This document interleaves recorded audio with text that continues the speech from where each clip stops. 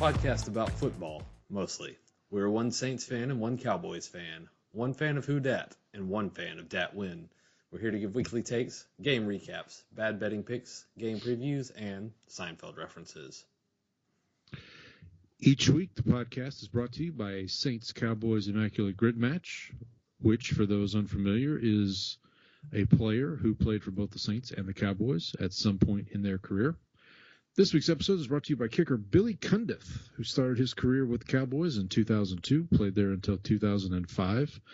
Then in 2006, he, like Sean Payton and Drew Brees, joined the Saints for one season, and then went on to kick for Cleveland, Baltimore, Washington, and Buffalo, and was voted first-team AP All-Pro in 2010. I'm Paul, the Saints fan. I'm Brandon, the Cowboys fan. And we're your host. Now it's go time. Yeah, that's it. It's go time. Let's see you lift that. Mr. Vanderbilt, please. It's go time. This one's for you, Pop. It's go time. It's go time. You've been married 3 times. That's it! It's go time! It's go time. A few housekeeping things here. If you'd like to contact the show, you can do so via email, blessdemboys@gmail.com. That's BLESSDEMBOYZ@gmail.com. Fingers crossed, we're still on Twitter. They haven't shut us down yet. So far, so good. So We've far, so actually good. been able to tweet some during games this week. Yeah, it was fun. We had a little fun there. You know what it reminded me of?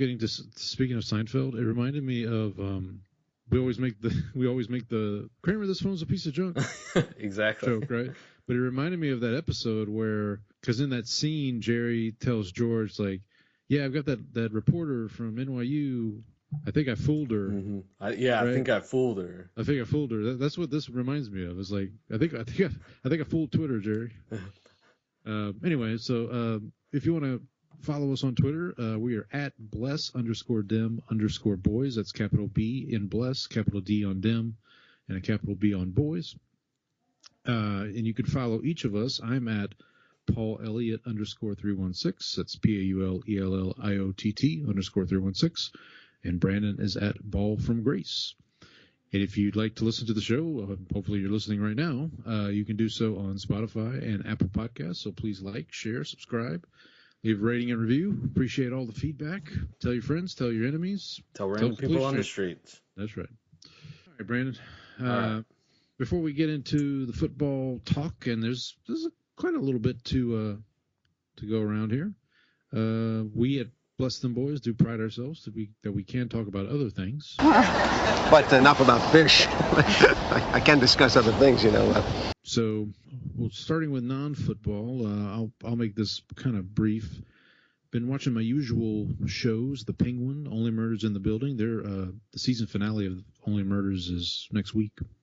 So, and then Agatha All Along, they're coming up on their season finale here.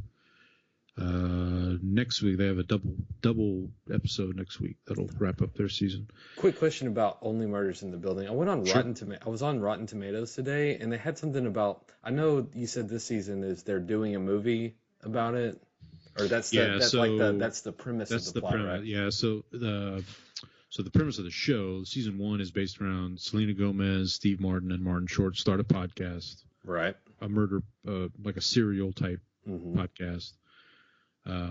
And then they've now gotten to the point in season 4 where they're making a movie based on their podcast. Gotcha. Okay. And so It made it look like there was a movie.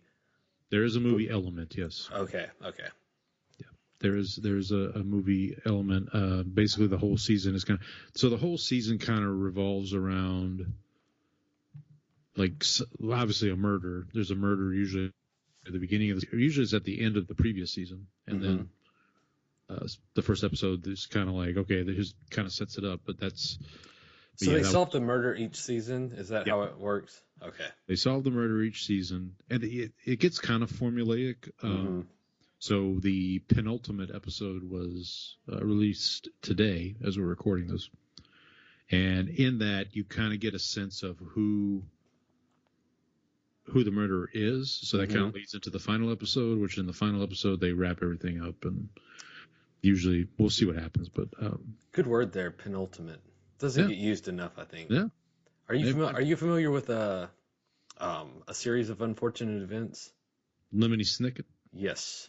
I know of the movie. That's about my only knowledge. I know it's a book, right? It's a book series. Book series, and then there's also a Netflix series, which I'd recommend too.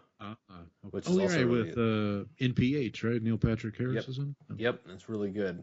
Yeah. So the thing is every book is like, so there's like the bad beginning. It's always like repetition. But the next to last book is the penultimate peril. Okay. Very good. And then on Saturday, so we'll talk about college football here in a minute, but the Rock and Roll Hall of Fame ceremony was Saturday. We don't talk about music much on the show, but my favorite band, or one of my favorite bands of all time, is Dave Matthews Band. And they were inducted nice. On Saturday to the Rock and Roll Hall of Fame, so shout out to those guys. So I tuned in. It was on Disney Plus, which was weird. It's an odd thing to...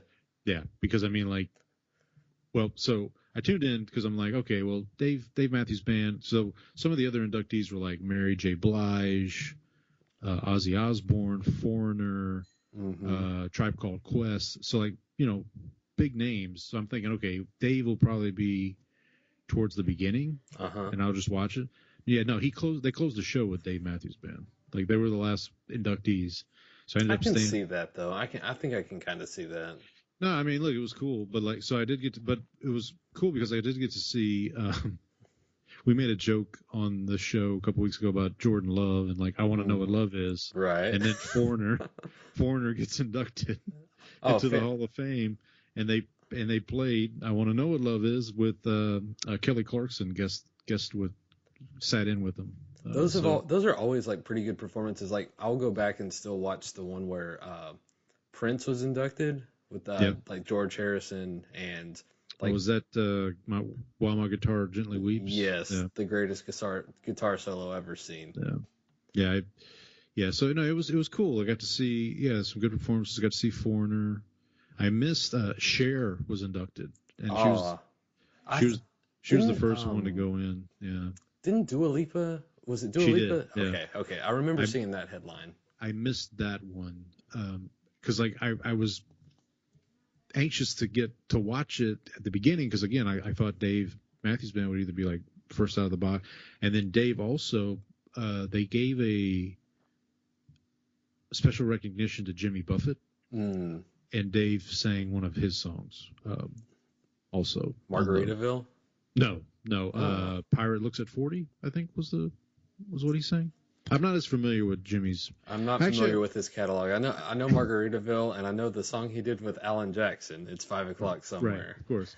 I actually have a football-related Jimmy Buffett story. So I'm in college, driving around, listening to trying to find the Saints game, and the person running the car with me is like, "Oh, it's on this station." So we turn to the station, and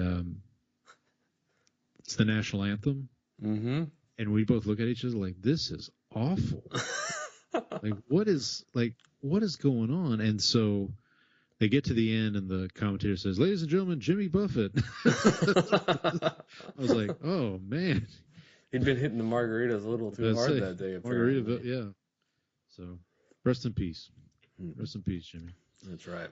All right, Brandon, what'd you get into non-football related? Watched another episode of Shogun, so we're about halfway through the season now. So I think we're on pace to finish just before the second season kicks off at this rate.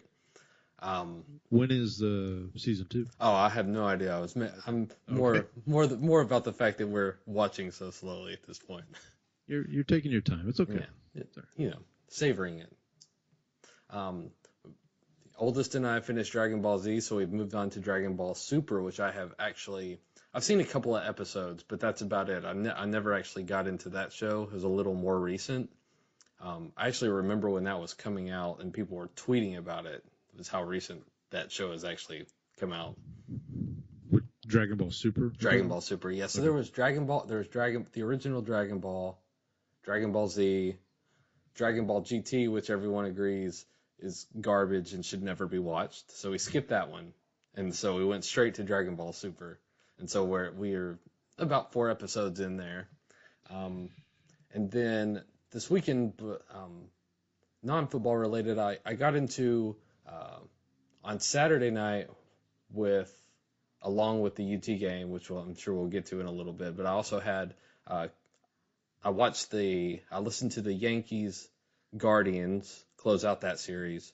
Then I watched the end of the Dodgers Mets series. So Jerry's Mets couldn't. They couldn't get it done. No. So I got to ask you, World Series. I know you're an Astros fan. I'm a Rangers fan. Both our teams have been eliminated. The past 2 World Series winners. Right. That's true. Yeah. I didn't think about that. Yeah. So will you be following along with the World Series? It's like if it had been Yankees Mets, I probably would. Mm-hmm. Just because the Mets connection to Seinfeld. Well, I mean, there is a Yankees connection to Seinfeld, obviously, but right. If you're wearing your Orioles cap in the box or something like that, or Costanza. Costanza, right? Yeah, there's a whole. Yeah, I mean, Costanza worked for the Yankees. Yeah. There's a Dodgers connection, kind of, to Curb Your Enthusiasm. I need to. I've watched a few episodes, and it's on my list. One of the craziest stories about that show is there's an episode that they filmed part of it at a Dodger game. Mm-hmm. And the footage from that episode actually got somebody off. I remember. I do remember that story. Yes. Yeah, it's one of the crazier stories of that. That's incredible. Yankees. I mean, I guess I'll go. Any rooting interest there? Not really. I mean, I don't know if you heard the Kershaw, like out of nowhere, like last week or the week before, doing an interview, just basically said, "Yeah, the Astros cheated." Like he wasn't even like unprompted. We're not even asking. Like, you're playing the Mets, dude. Like, we're not even. Well, they do both have blue and orange in the color scheme. Yeah, so, maybe that's. I don't know. Kershaw he's a Dallas guy. Dallas native. That's right. He's friends with Matthew Stafford. That's right. No, I don't know. I'm trying to think if there's any Astros. This is where I'm going with it. Yeah. Besides the fact that I feel like it's kind of old evil empire versus new evil empire here. The Dodgers are now the team that just spends $1 billion to try and win the championship. So I will be cheering for the Yankees. And part of that is which is very surprising. I never thought I would be cheering for the Yankees in a World Series. But they also have Jose Trevino, who is a former Rangers catcher who was traded there a while back. Okay. So there is a little bit of a Rangers connection. I will say, if you're baseball, like if you're the commissioner, like you got to be pretty happy about this matchup, right? Because you're thrilled with this. Yeah, because it's Aaron Judge just hit 60 homers, and then Shohei Ohtani's did 60-60 or 50, right. whatever 50-50 club. Yeah. So yeah, I mean, I guess I'll go Yankees. I don't know. If you can't get viewers with this matchup, you're not going to be able to get viewers with anything. Right. I will say it was funny though, because I saw someone on Twitter. People were complaining about how it's Yankees Dodgers, and then the person who covers the Rangers for MLB.com, Kennedy Landry, was basically, last year it was the Rangers and the Diamondbacks and people complained. This year it's Yankees Dodgers and people are complaining. What do you actually want? Yeah. To your point, like if you're complaining about Yankees Dodgers, then maybe you're the problem. Right. Maybe you're the problem. In addition to that, we watched Game 5. We had on Game 5 of the WNBA Finals. Okay. So it was a closeout game, and it was on, and so I was like able to. No, that was Monday night. So we had that was along with the Dodgers game and the Monday night football game, the Jets Steelers. Wait, no. Yeah, you're right. Sunday night. That's Sunday night. Jets Steelers. So there was this was a triple view right on YouTube TV. They had exactly Jets Steelers, Dodger, was it Dodgers? Dodgers Mets. Dodgers, Mets, and the Lynx and the Liberty. Very questionable ending, I will say. The refs appeared to have taken things into their own hands. That's what I heard. Yeah. Yeah. It certainly looked questionable, especially after the replay. So, Bill Simmons called it the David Sterning of the NBA Finals. Absolutely it was. So, that's a shame. It was a shame. And so then this year I've also tried to keep up with music new releases. So I did a little bit of a catch up this week. Instead of watching stuff, I just kind of put on some headphones and caught up on some new albums, new release from a band called Porridge Radio that I really enjoyed. Had a very 90s rock feel to it. Okay. A band called You Bet, and then another band called Caroline Says, which all three of those albums, I think I'm trying to put together my favorite albums of 2024 list, and I think those three will probably make the cut. Sweet. So, if you're into kind of 90s alt rock stuff, I would especially recommend the Porridge Radio one. I think it's Clouds Will Always Be There or something like that was the name of the album.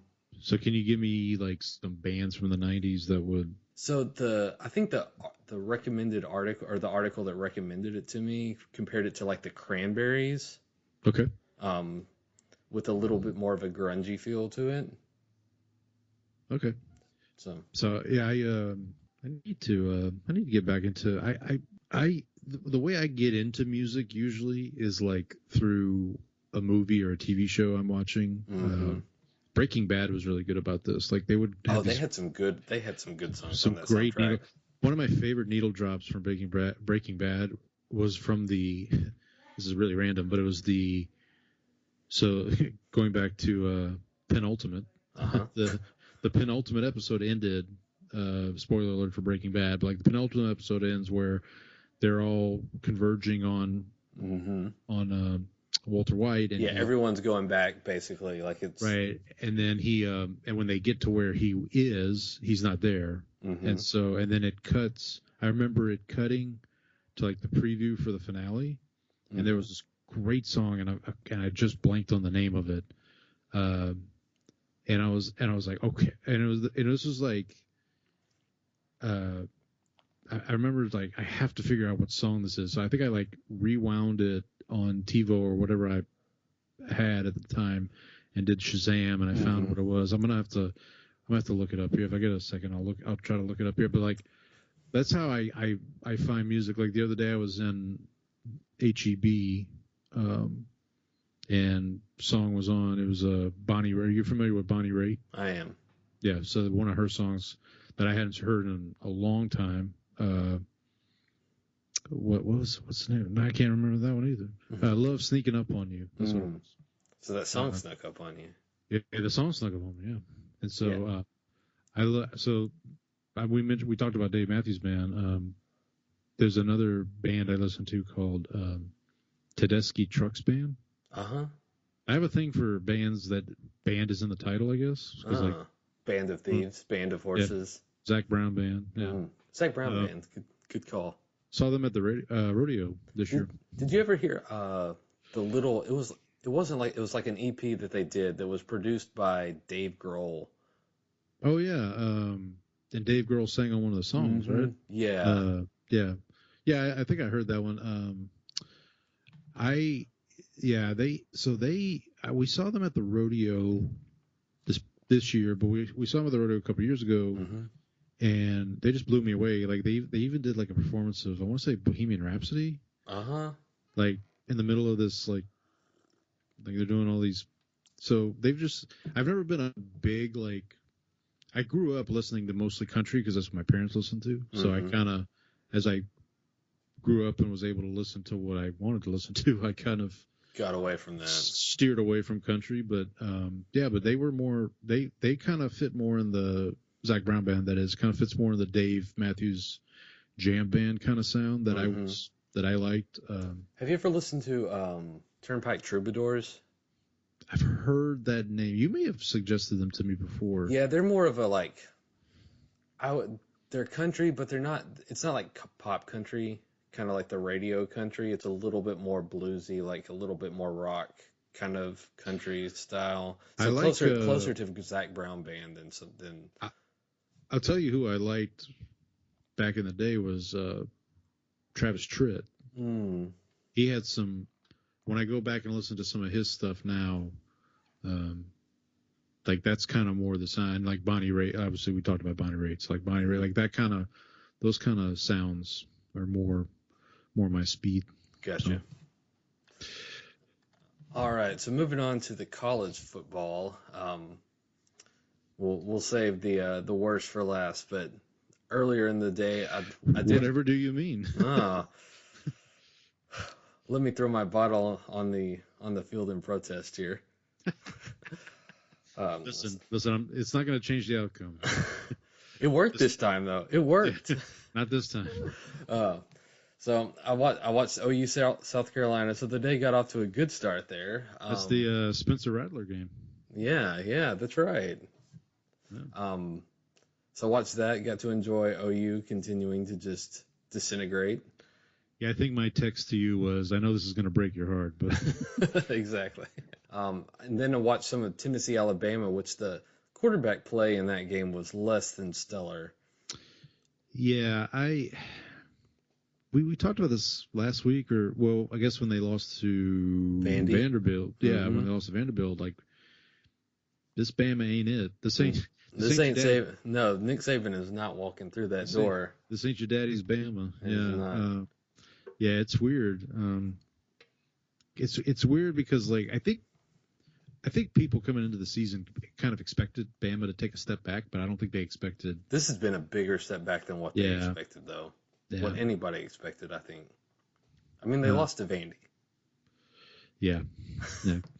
That is true. And then Saturday night, of course, watched Texas, Georgia, and we got a little bit of a late start because we were out at dinner. Okay. And so we came back and they were already down. And then I think if they had played the whole game the way they played the second half, they probably would have been fine. They were able to at least like move the ball somewhat. And then at that point, they were also, because they were down so much, they were having to go for a lot of fourth downs that you maybe wouldn't have had to if you were still in the game early, if it was still like an early game. But Georgia just completely controlled the line of scrimmage when Texas had the ball. Like, it was so bad that they put Arch Manning in for 2 drives. Yeah, and then, that was. And then Texas got it within a touchdown. So they were down 23-15. So you're down 8 points. Yep. It's a 1-possession game. They pin Georgia on the kickoff.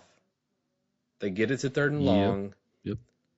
And then Georgia has a huge completion to convert. And then after that, they just move the ball down the field. They score on that drive, and then it's 30. And then basically.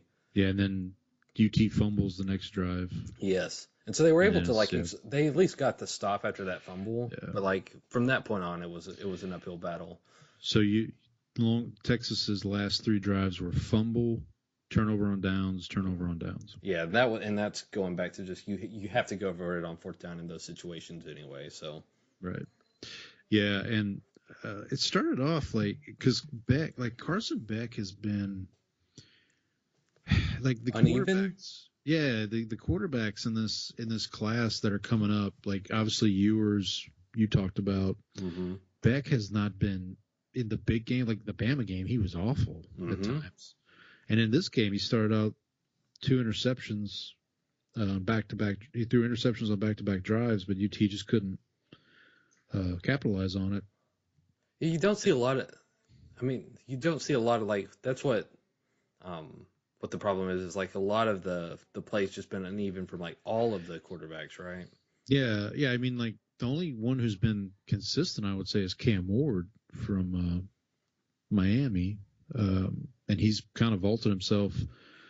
Looks like he might be QB1 now, coming up. I mean, I know Shedeur Sanders is going to he'll be get some consideration. Yeah. But from what I've seen and from what I've because I listen to NFL Stock Exchange Draft podcasts every week, and that's kind of been where they're leaning is more Cam Ward. Do they ever bring on the guy from The Athletic? I don't know because they're kind of competing publications maybe if they would have on the guy from The Athletic. Used to work for the Cowboys. Not Brugler. Yeah, Brugler. Dan Brugler? Yeah. I don't know if they have him on. I do know they do this thing called Mock the Mock, where they'll take like Kuiper's mock draft and like go through it, or Daniel Jeremiah, and I want to say they do that with Brugler too, where they'll like go through his mock draft and kind of like, yeah, this makes sense, or nah, that's too high for this guy, or whatever. But Brugler's probably my favorite of the draft analysts. And I'm probably a little biased because he used to be on when the Cowboys had their draft show. He used to be the guy that they would have on there, and he basically went from the Cowboys onto like more national media. Yeah. See, and that's kind of how I found NFL Stock Exchange. Trevor Sikkema, one of the co-hosts, he's actually a Tampa Bay fan. He's a Buccaneers fan, but he went on the Locked On podcast, Locked On Saints, with Ross Jackson one year, and that's how I found him. And, gotcha.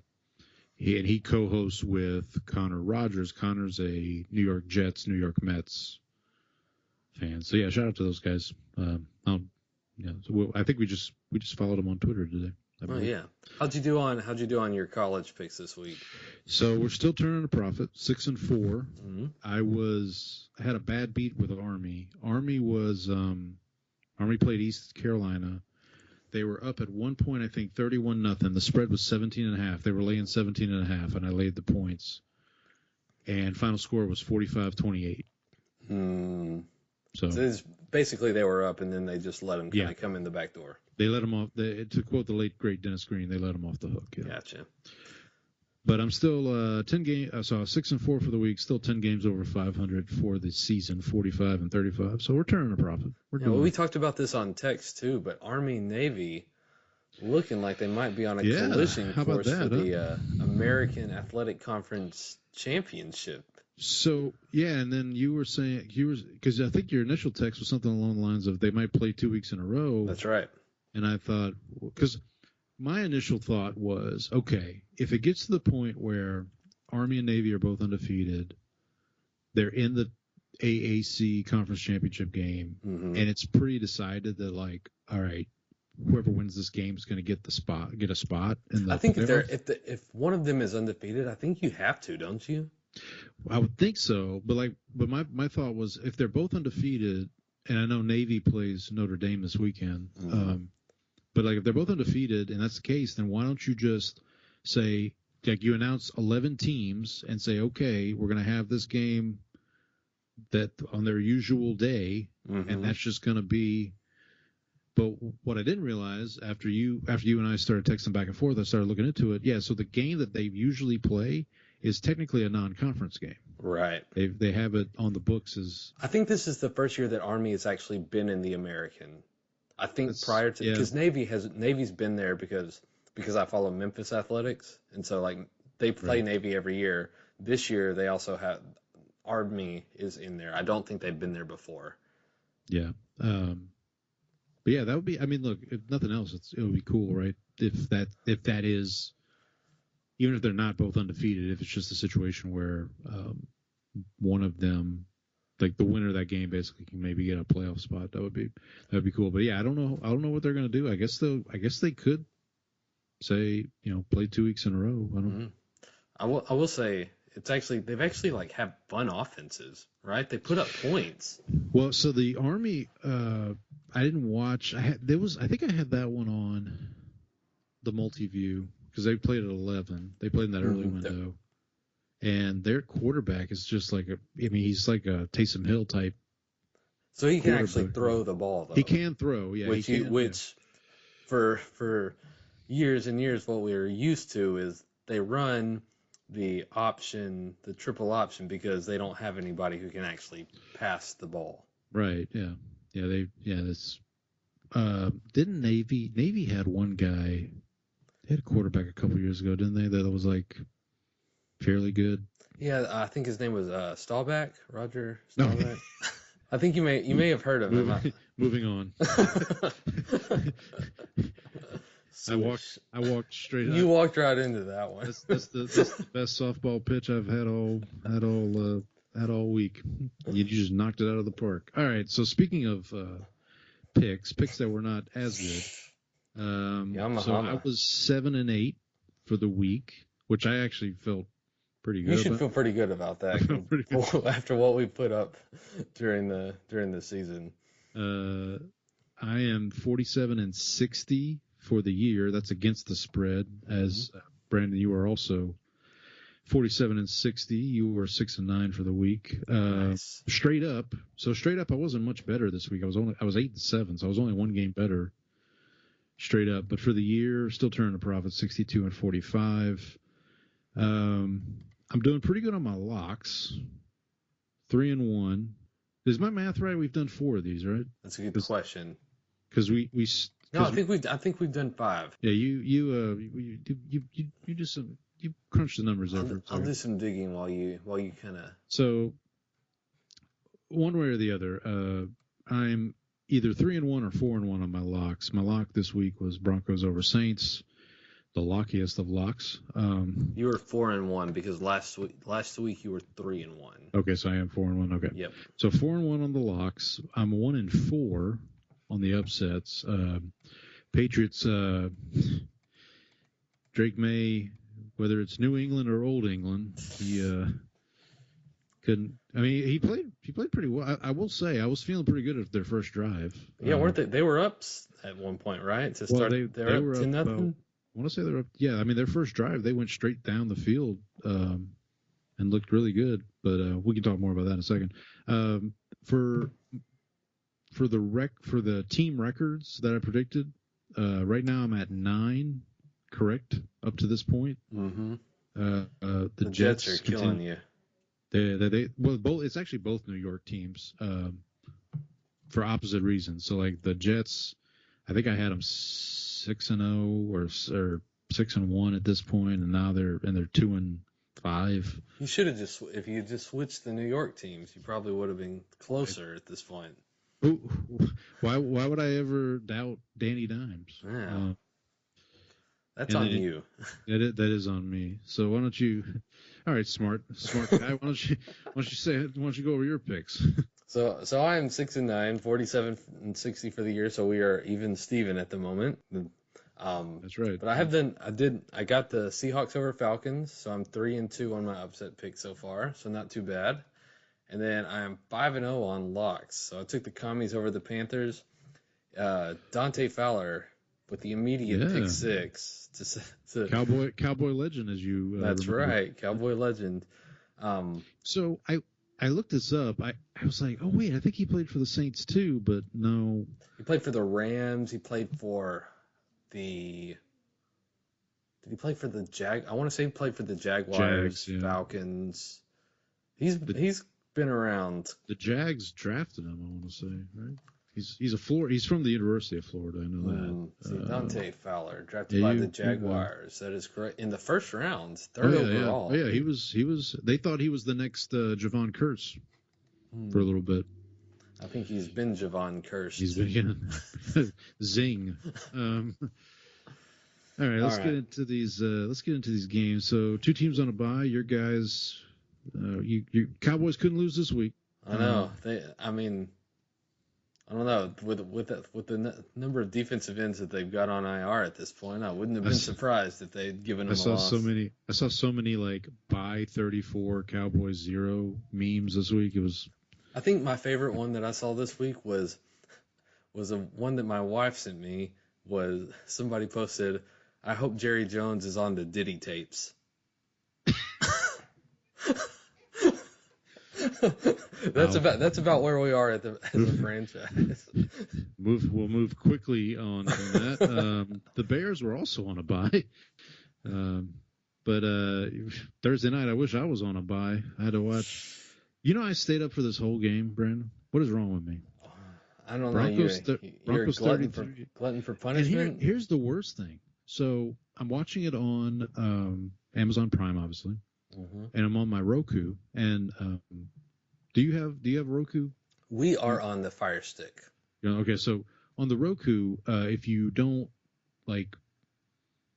if after a certain amount of time you get the message that says, "Hey, are you still watching?" And they only give you like 15 seconds to answer, and I couldn't get to my remote fast enough. So this is while the Saints are driving, and the game's still it's out of reach, but it's like they're showing some signs of life, And so the TV, so the Prime turns off because I can't get to the remote in time, and I get it turned back on just in time to see Corey Barton running into the end zone, and I'm like, what happened? It was the phone. It wasn't a pick six. It was a fumble, right?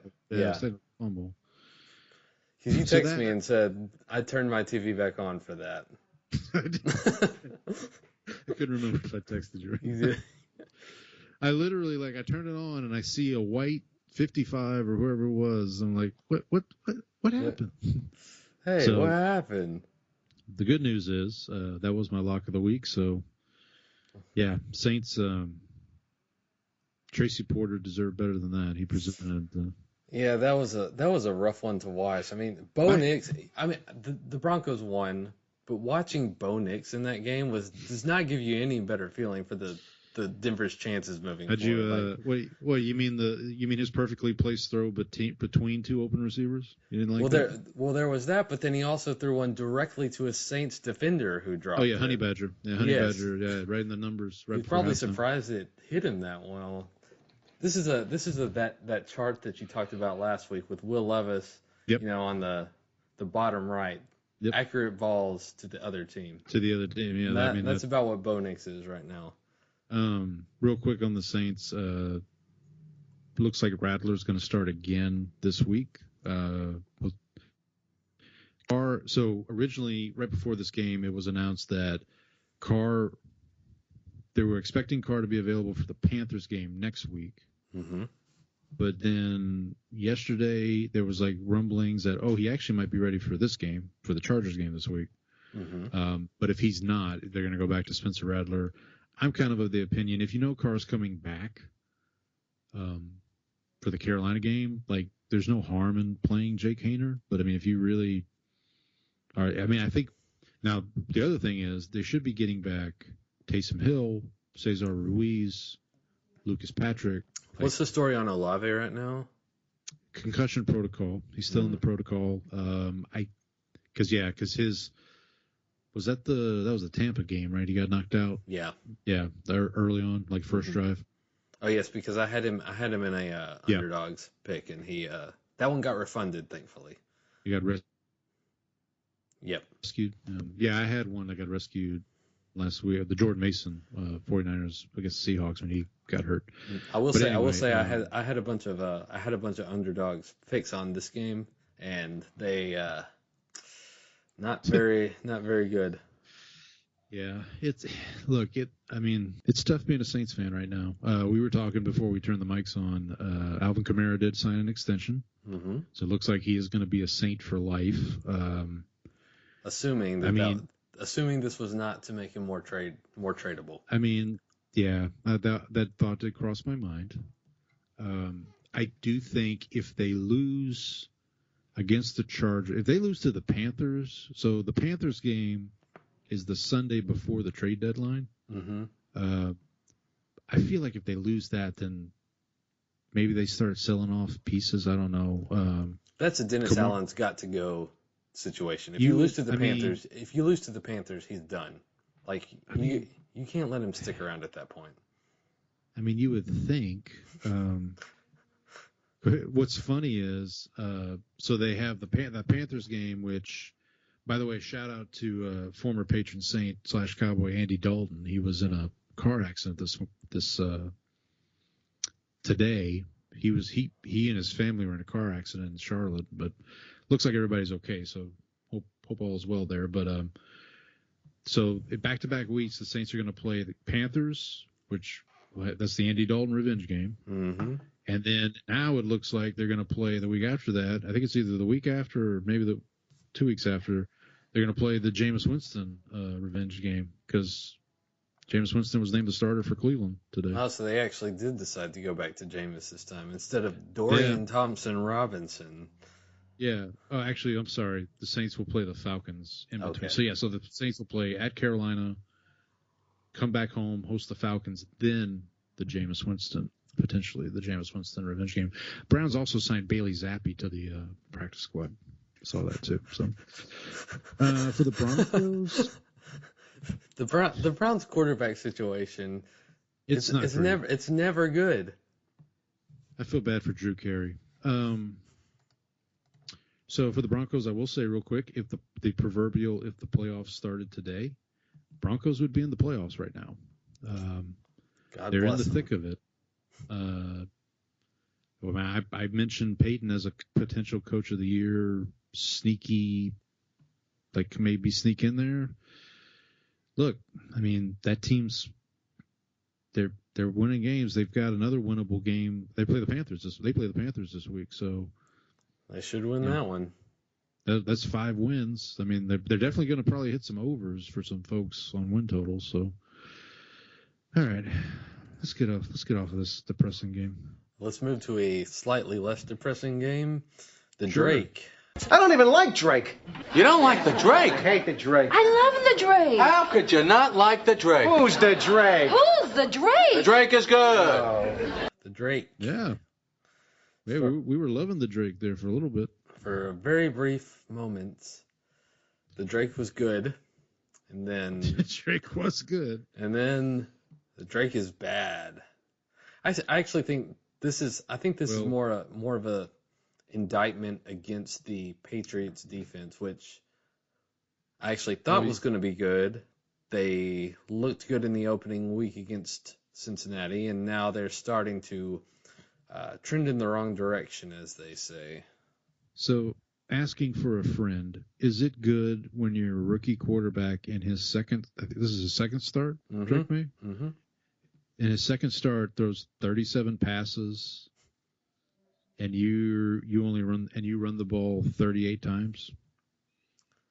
You run the ball 15 times. I was going to say that's balanced. Yards. That's balanced. Sorry, I totally misread that. You run the ball 15 times for 38 yards. That's it. That seems like a less than ideal rushing attack there. Now, to be fair, he was 26 of 37 for 276. 2 touchdowns, no interceptions. I don't know the turnover-worthy plays or anything like that, but it seems like he at least shows flashes of what you want from your rookie quarterback, right? For sure. Yeah, he's had some passes in it. He's just kind of stuck in behind a bad offensive line with not a lot of playmakers there. Like they've got Hunter Henry, and then like the receiving core, like it's been since Randy Moss left, is just I guess since Wes Welker left, like their receiving core is just garbage, as they say. Yeah, no, I think their leading receiver. I was looking up. Their leading receiver was Hunter Henry. Hunter Henry did not get into the end zone as my underdogs. No. You know who did was Jermichael Hasty. Let's not be hasty. Let's not be too hasty. He did. He got in the end. That was their first touchdown. Look, I think in the grand scheme of things, the Patriots have their guy for the future. They're just going to have to build around him. Yep. People are wanting Mayo to be fired now because he's, I don't know. I mean, because he's not Bill Belichick.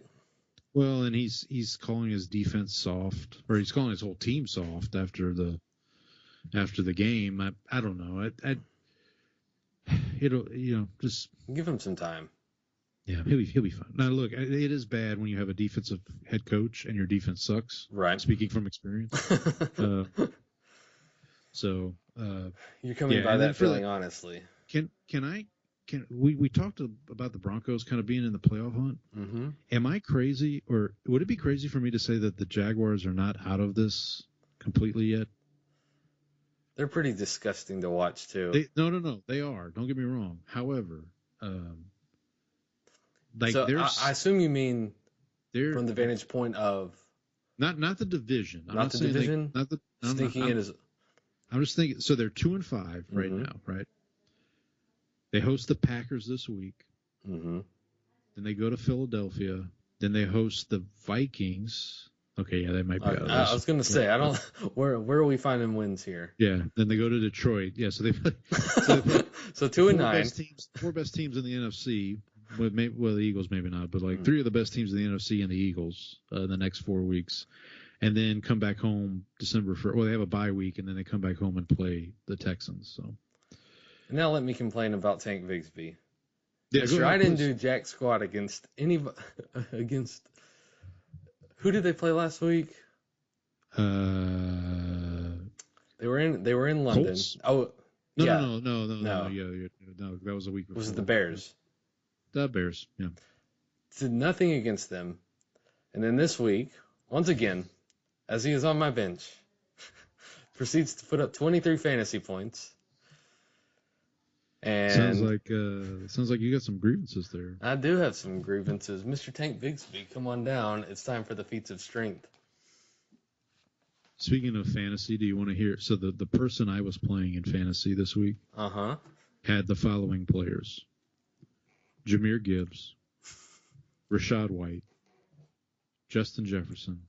Rashad White is also on my fantasy team, who I have banished to the bench, and also decides to put up 23 fantasy points.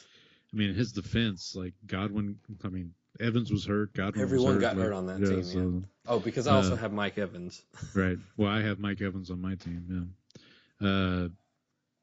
Person I'm playing also had DK Metcalf, Kyle Pitts, the Cincinnati defense, who was playing the Browns, and then they had. Oh no, I thought they had Tank Bigsby. They had Javonte Williams on their bench, who ran through the Saints defense like a hot knife through butter. So anyway, any more about the game across the pond? No more London games. There's a game. There's one in Germany where we exported our excrement to the Rhine. You know, that'd be great if like the NFL said, okay, we're going to do one game in Germany every year, but it's going to be the two worst teams. We're just going to figure out who's the worst teams. And just continually just put them over there. Because Germany, you know what you did. Yeah. Oh, you know what you did. You know what you did. All right, let's talk about a good game. There we go. Teddy Bridgewater, Saints legend, presented Lions 31, Vikings 29. Game of the week, I think. Game of the week. You got game of the year list here in your in the show notes. I think to this point that's not. No, I think it's a perfectly sane thing to say. Yeah, look, I think we need to start having the golf MVP discussion maybe. Do you think let me ask you this question, because we did this with Purdy last year. We did. Because offensive system. I mean the royal we. The royal we is. Yeah, the royal we. So we did this with Purdy. Is he has the great numbers, right? Team record, but we have to discount it because of the offensive system. Yep. The weapons around him. Goff plays with what I would say is the best offensive line in football. Yeah. One of the up and coming offensive minds. Yeah. And then and then the weapons that they have. They've got Amon-Ra St. Brown. They've got a two-headed monster at running back. They've got Sam Laporta. They've finally figured out how to unlock Jamison Williams. For now, he'll be on the bench for a couple of weeks with his suspension. Well, okay, so you say that, but in this game he had one catch for -4 yards. That's true. So I mean, now, but they have was it Raymond? Mm-hmm.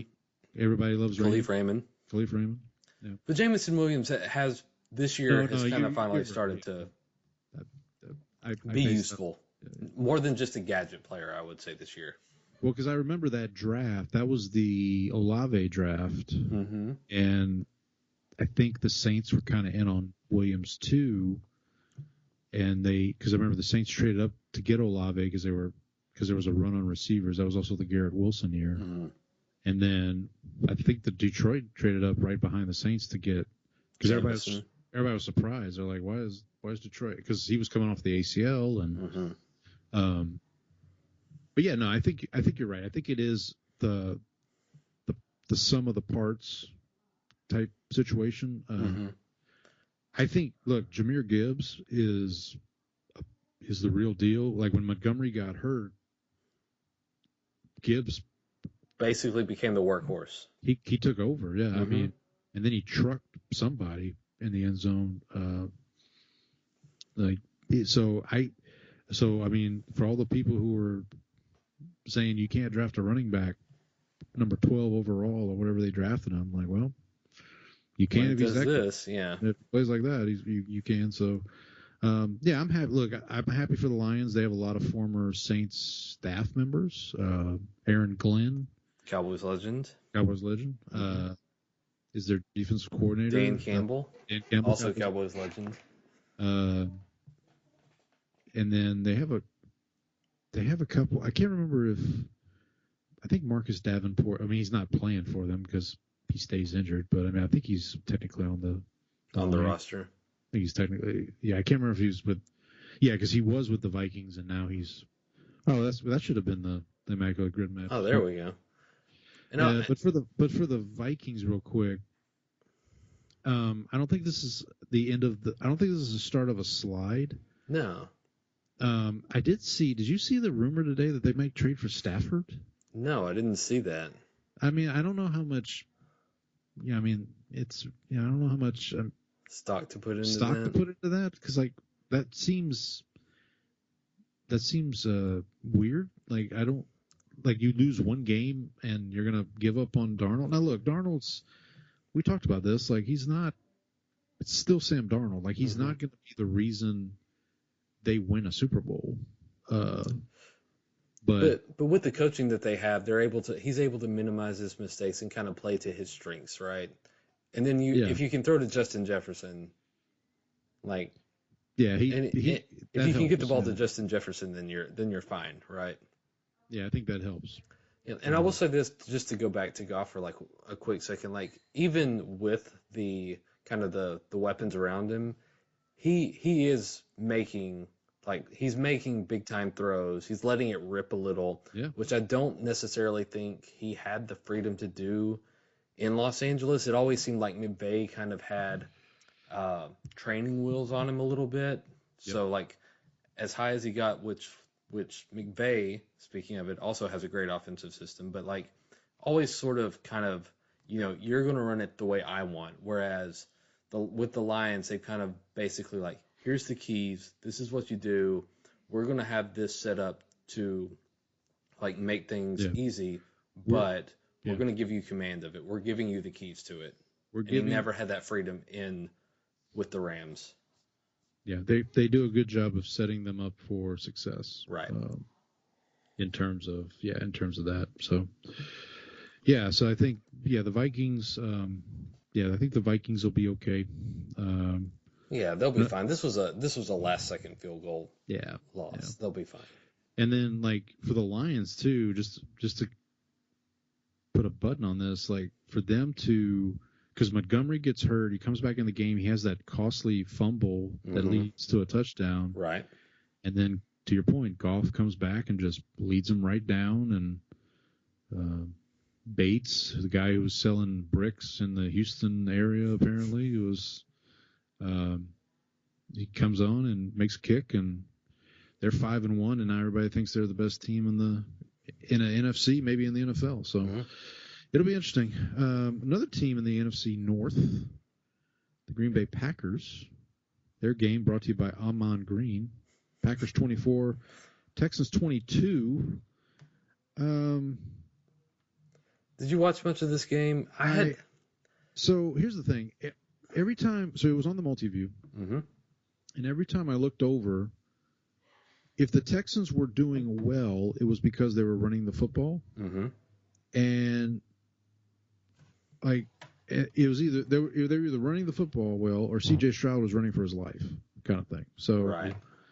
I think there was one point where I did kind of start to kind of watch a little closer, and I'm like, why don't they just run the ball? Like just keep running the ball until the Packers prove that they can stop it consistently. I don't know, but Stroud. I know Stroud's numbers were not.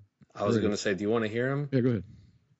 All right. So he was 10 of 21. So 47.6% completion percentage. So Anthony Richardson. Yeah, not great. No. Type numbers for 86 yards. Oof. So yards per attempt were 4.1. He took 4 sacks for 31 yards. With a sack percentage of 16%. So on 16% of his dropbacks, he took a sack. Yeah, it was not good. And I think the fantasy football podcast that I was listening to kind of talked about this, but against like kind of on the road, his numbers kind of drop off, and then against good defenses, they take another drop, and this looked like another just. And this is another thing is, I think Bobby Slowick got mentioned on the Locked On Cowboys as Mike McCarthy replacement eventually if they move on from him. Yep. And just what the offense has done this year, and I know the offensive line has not played great, but like that's going to be a hard pass for me just based on what the offense has done this year. Yeah, Slowick is another one of the McVay disciples, I think, or that from that tree. He actually used to work for Pro Football Focus. I don't know if you knew that.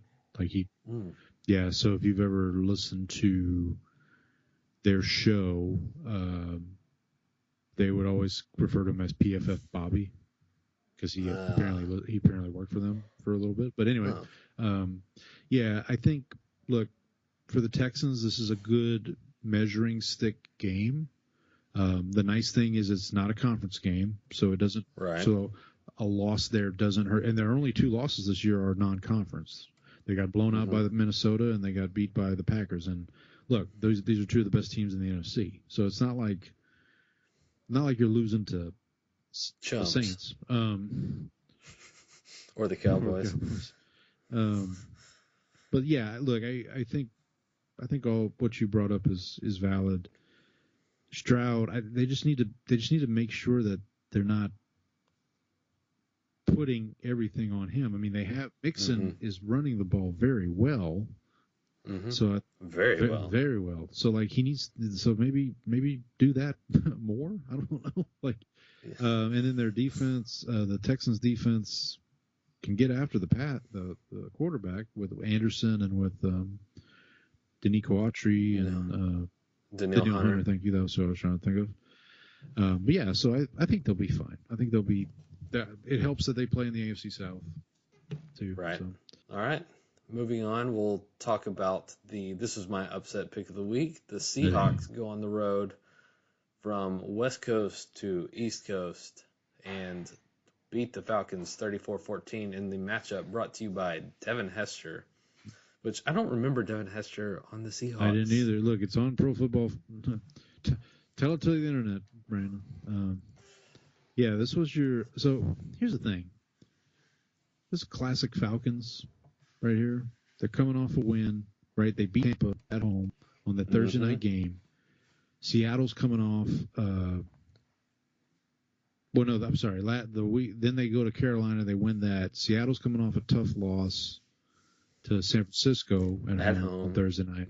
So Seattle actually had the extra rest, but they're a West Coast team playing at noon. True. And what this set up kind of as a letdown game for the Falcons. What I heard on the Stock Exchange podcast, they were talking about, because I guess I didn't watch the end of this game, but apparently Penix got in the game a little bit. So apparently, like, they were saying, like, why, like, because it was garbage time, but they were kind of saying, look, Cousins is not playing great right now. Like, he's very much a statue back there, and he can't push the ball downfield. So why would you not just, give Penix a shot? Like just at least give him a chance. Now, as a Saints fan, I say Cousins is doing fine. Just keep him in there. But no, and look, going back to this, I'm going to bring this back to the Saints, of course. Leave it to the Saints to like have their worst loss of the season, but then the Falcons to lose and the Bucks to lose, and we'll talk about the Bucks issues here in a minute. But so like now it's like, okay, maybe you're not all the way out of it, New Orleans. But yeah, anyway, but I really was impressed with Seattle for them to, like you said, West Coast team coming East Coast playing a noon game. I was also impressed right before the half. Instead of playing for the field goal, Geno just let it rip into the end zone. Got that touchdown to Metcalf. Beautiful throw by Geno. Man, I was really, really impressed. I took my bigger takeaway from this game was like Seattle might actually be a good team, like a good. And now with the 49ers issues, maybe they're. Yeah, Seattle feels like one of those teams that's kind of in the middle class where they're not great, they're not terrible, but they're going to be a tough out basically every week. Which no matter who they're playing, they're going to be a challenge. Geno plays pretty well. You've got Lockett, you've got Metcalf, you've got who's their running? You got Kenneth Walker, and then Jackson Smith and Jigba. Kenneth Walker, by the way, scored a touchdown on his birthday. It was his birthday Sunday. Oh yes, that's happy that's birthday, true. All right, next up we will go to the Bills. The Steven Tasker matchup, Bills 34, Titans 10. This basically, I don't know if you want to say they're done, but this kind of puts a bow on. I feel like this performance sort of puts a bow on the Titans right now. I just don't see them going anywhere. I don't know if you want to give up on Will Levis, but like, what has he done? Has he improved? Maybe he stopped making memeable throws. So, is that an improvement? Well, yeah, I would say yeah. But did he? Was it Rudolph the whole game, or was it? Oh wait. Oh no, that's right. That's right. Was Levis was out this week? Yeah, I think so. He? So what I was going to say, I think I heard Brian Callahan, their coach, say something along the lines of, "Look, we need to see what we have in Levis." He may not have put it directly this way, but basically like, because if you're the Titans, and that this is now me speaking. If you're the Titans, you need to see what you have in Levis, because if you're going to end up a top 10 pick, you need to know: am I spending this on a quarterback? Am I spending this on a receiver? Like, what am I? And you also, I mean, the frustrating thing I would say if you're a Titans fan is like, you have a good defense. They're like number one across the board in a lot of the metrics. On offense, you have Tony Pollard, you have Tyjae Spears, you have DeAndre Hopkins, Calvin Ridley. Who is thrilled to be there right now. Yeah, of course. And you have, good offensive line play, it seems. You just can't figure out the quarterback situation. Like, we joked about it last week, but like, yeah, I mean, if Levis can just figure out to throw it to his own team, like, and I think I saw a quote that reminds me about, this was because when they announced that Levis was out, I think Callahan had to come out and confirm basically, yes, this is a real injury. Oh, gotcha. It's like, yes, this is actually, he's actually hurt. That Monday night game that he got hurt against Miami, I think we were texting back and forth during that game, and I was like, oh, they got tired of Levis, huh? Like, they're taking him out. And then it's like, no, he actually blew his shoulder out. He's actually hurt. Yeah. But good for Buffalo. Yeah. I think, they got him. I was actually surprised how much Amari Cooper was involved, just based on the fact that he got there Tuesday. Well, apparently he didn't know the plays. Apparently, did you hear that story about the touchdown he scored? He didn't know what the play was. No, he just ran. Well, if you look at Keon Coleman's like pointing him, he's like telling him, or at least that's what people are saying. But I mean, he's been there less than a week. I think it's probably fine. Yeah, I think for Buffalo, look, you're definitely the class of your division. Now you're just trying to maintain pace with what Baltimore's already beaten you. So you have to kind of, if you want to get a higher seed, you've got to kind of. I think for Buffalo, it's just staying healthy, making sure Allen stays healthy, making sure that he has a good chemistry with Cooper, and then if you look, I think James Cook is kind of the X factor for them. And Ray Davis is good in the playing time. Yeah, so they've got two backs that are like serviceable. I put them in kind of the same category with the Texans. Like run the ball and just don't like give Allen, like don't make Allen have to be Superman. Like let him, like if he needs to be, fine, but like don't force him to be. Yeah, and I think they're going to need to figure some things out on defense as well. That's probably their Achilles weak heel link right now, I would think. I mean, and it could be a situation. I know they've got some tougher games coming up, but yeah, we'll see. Look, I think they're going to be. I think they're going to win the AFC East for sure. So that gets you at least one home playoff game, and you kind of take it from there. Yeah. You mentioned the defense is the Bills' Achilles heel. Speaking of Achilles heels, moving on to the Jason Campbell matchup, brought to you also by Babu Bot. You bad man! You very, very bad man! You bad man! You very bad man! You very lazy bad man! He's a very bad man. He's a very, very bad man. The Bengals 21 and the Browns 14. Look, that's very disrespectful of Myles Garrett to say that. This is, okay, I mean, so the Browns are done. That's it. So listen, I just want to say this. I had this worded perfectly Sunday. I was thinking about this. I should have written it down. But like basically, it's one thing to root. Like I'm never root for people to get hurt, but I also believe that karma is a bitch. So those both of those things can be true, and that's probably all I'll say about that regarding. What I will say though is apparently Jameis watch. We're on Jameis o'clock now. He was named. Yeah, Jameis. The Jameis watch has landed, right? Here's the weird thing. Leave it to the Browns for this to happen. So, like an hour before game time, they deactivate Jameis, which didn't really. What they really did was make him the emergency. Right. Because he ended up coming. Didn't DTR get hurt? That's what I was going to say. So leave it to them. So like the Achilles thing happens for Deshaun.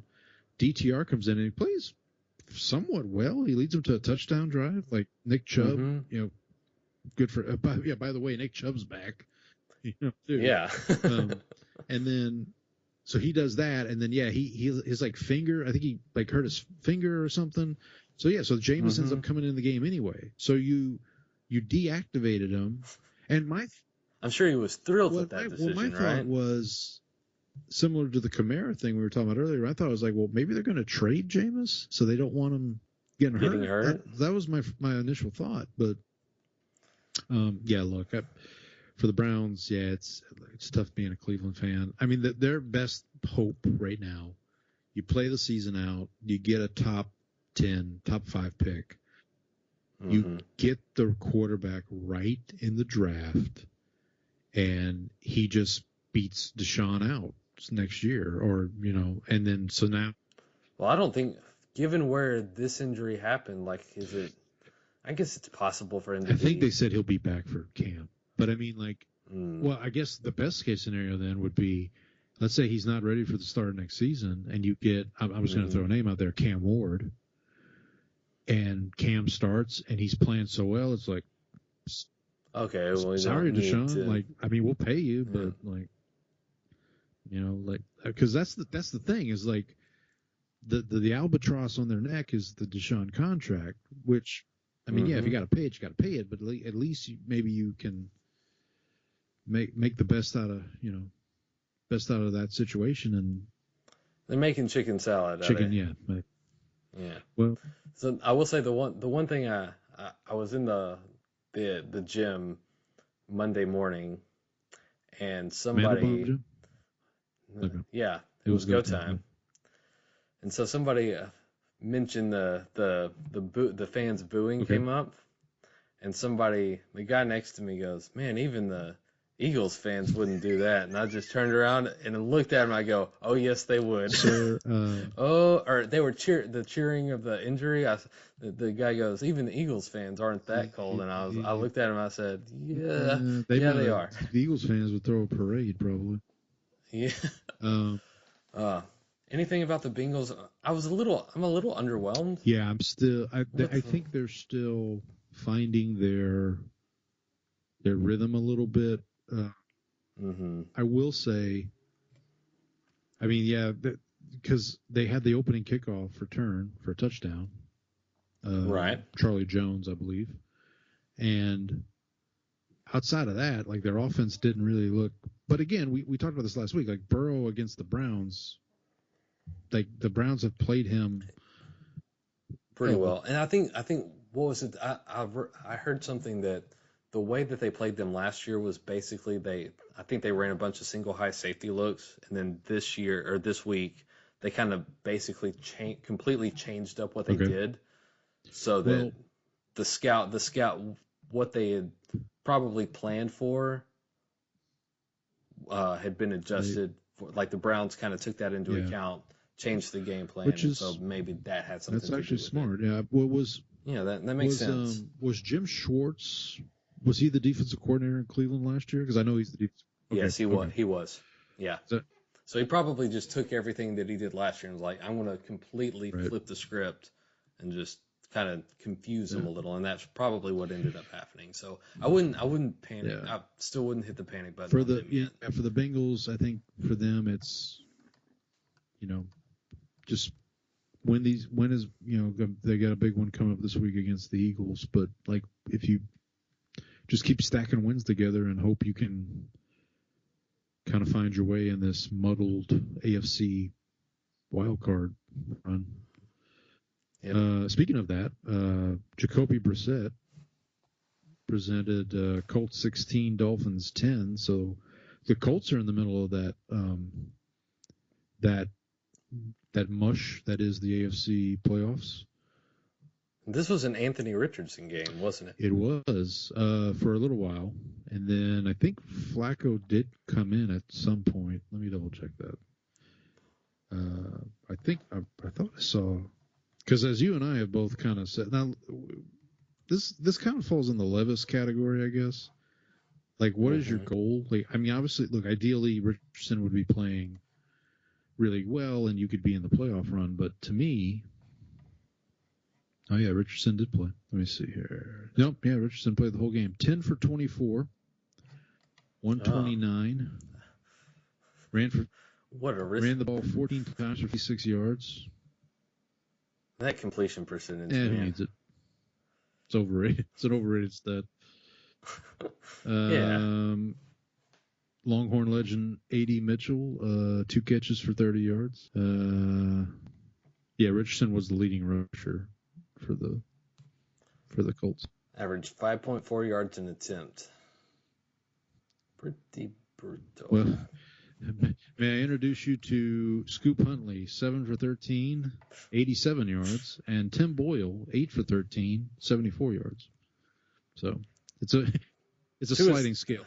Tua cannot get back fast enough for this team, can they? Yeah, I just hope Tua is safe when he does come back. Right. Because that was the thing. Like I thought about this. I was like, well, if the Dolphins could somehow win this game, and Tua comes back, like they're not out of it either, because they're 2-4 now though with this loss. If they had won this game, they would have been 3-3. It's just, I don't know. Yeah. Just everything feels so.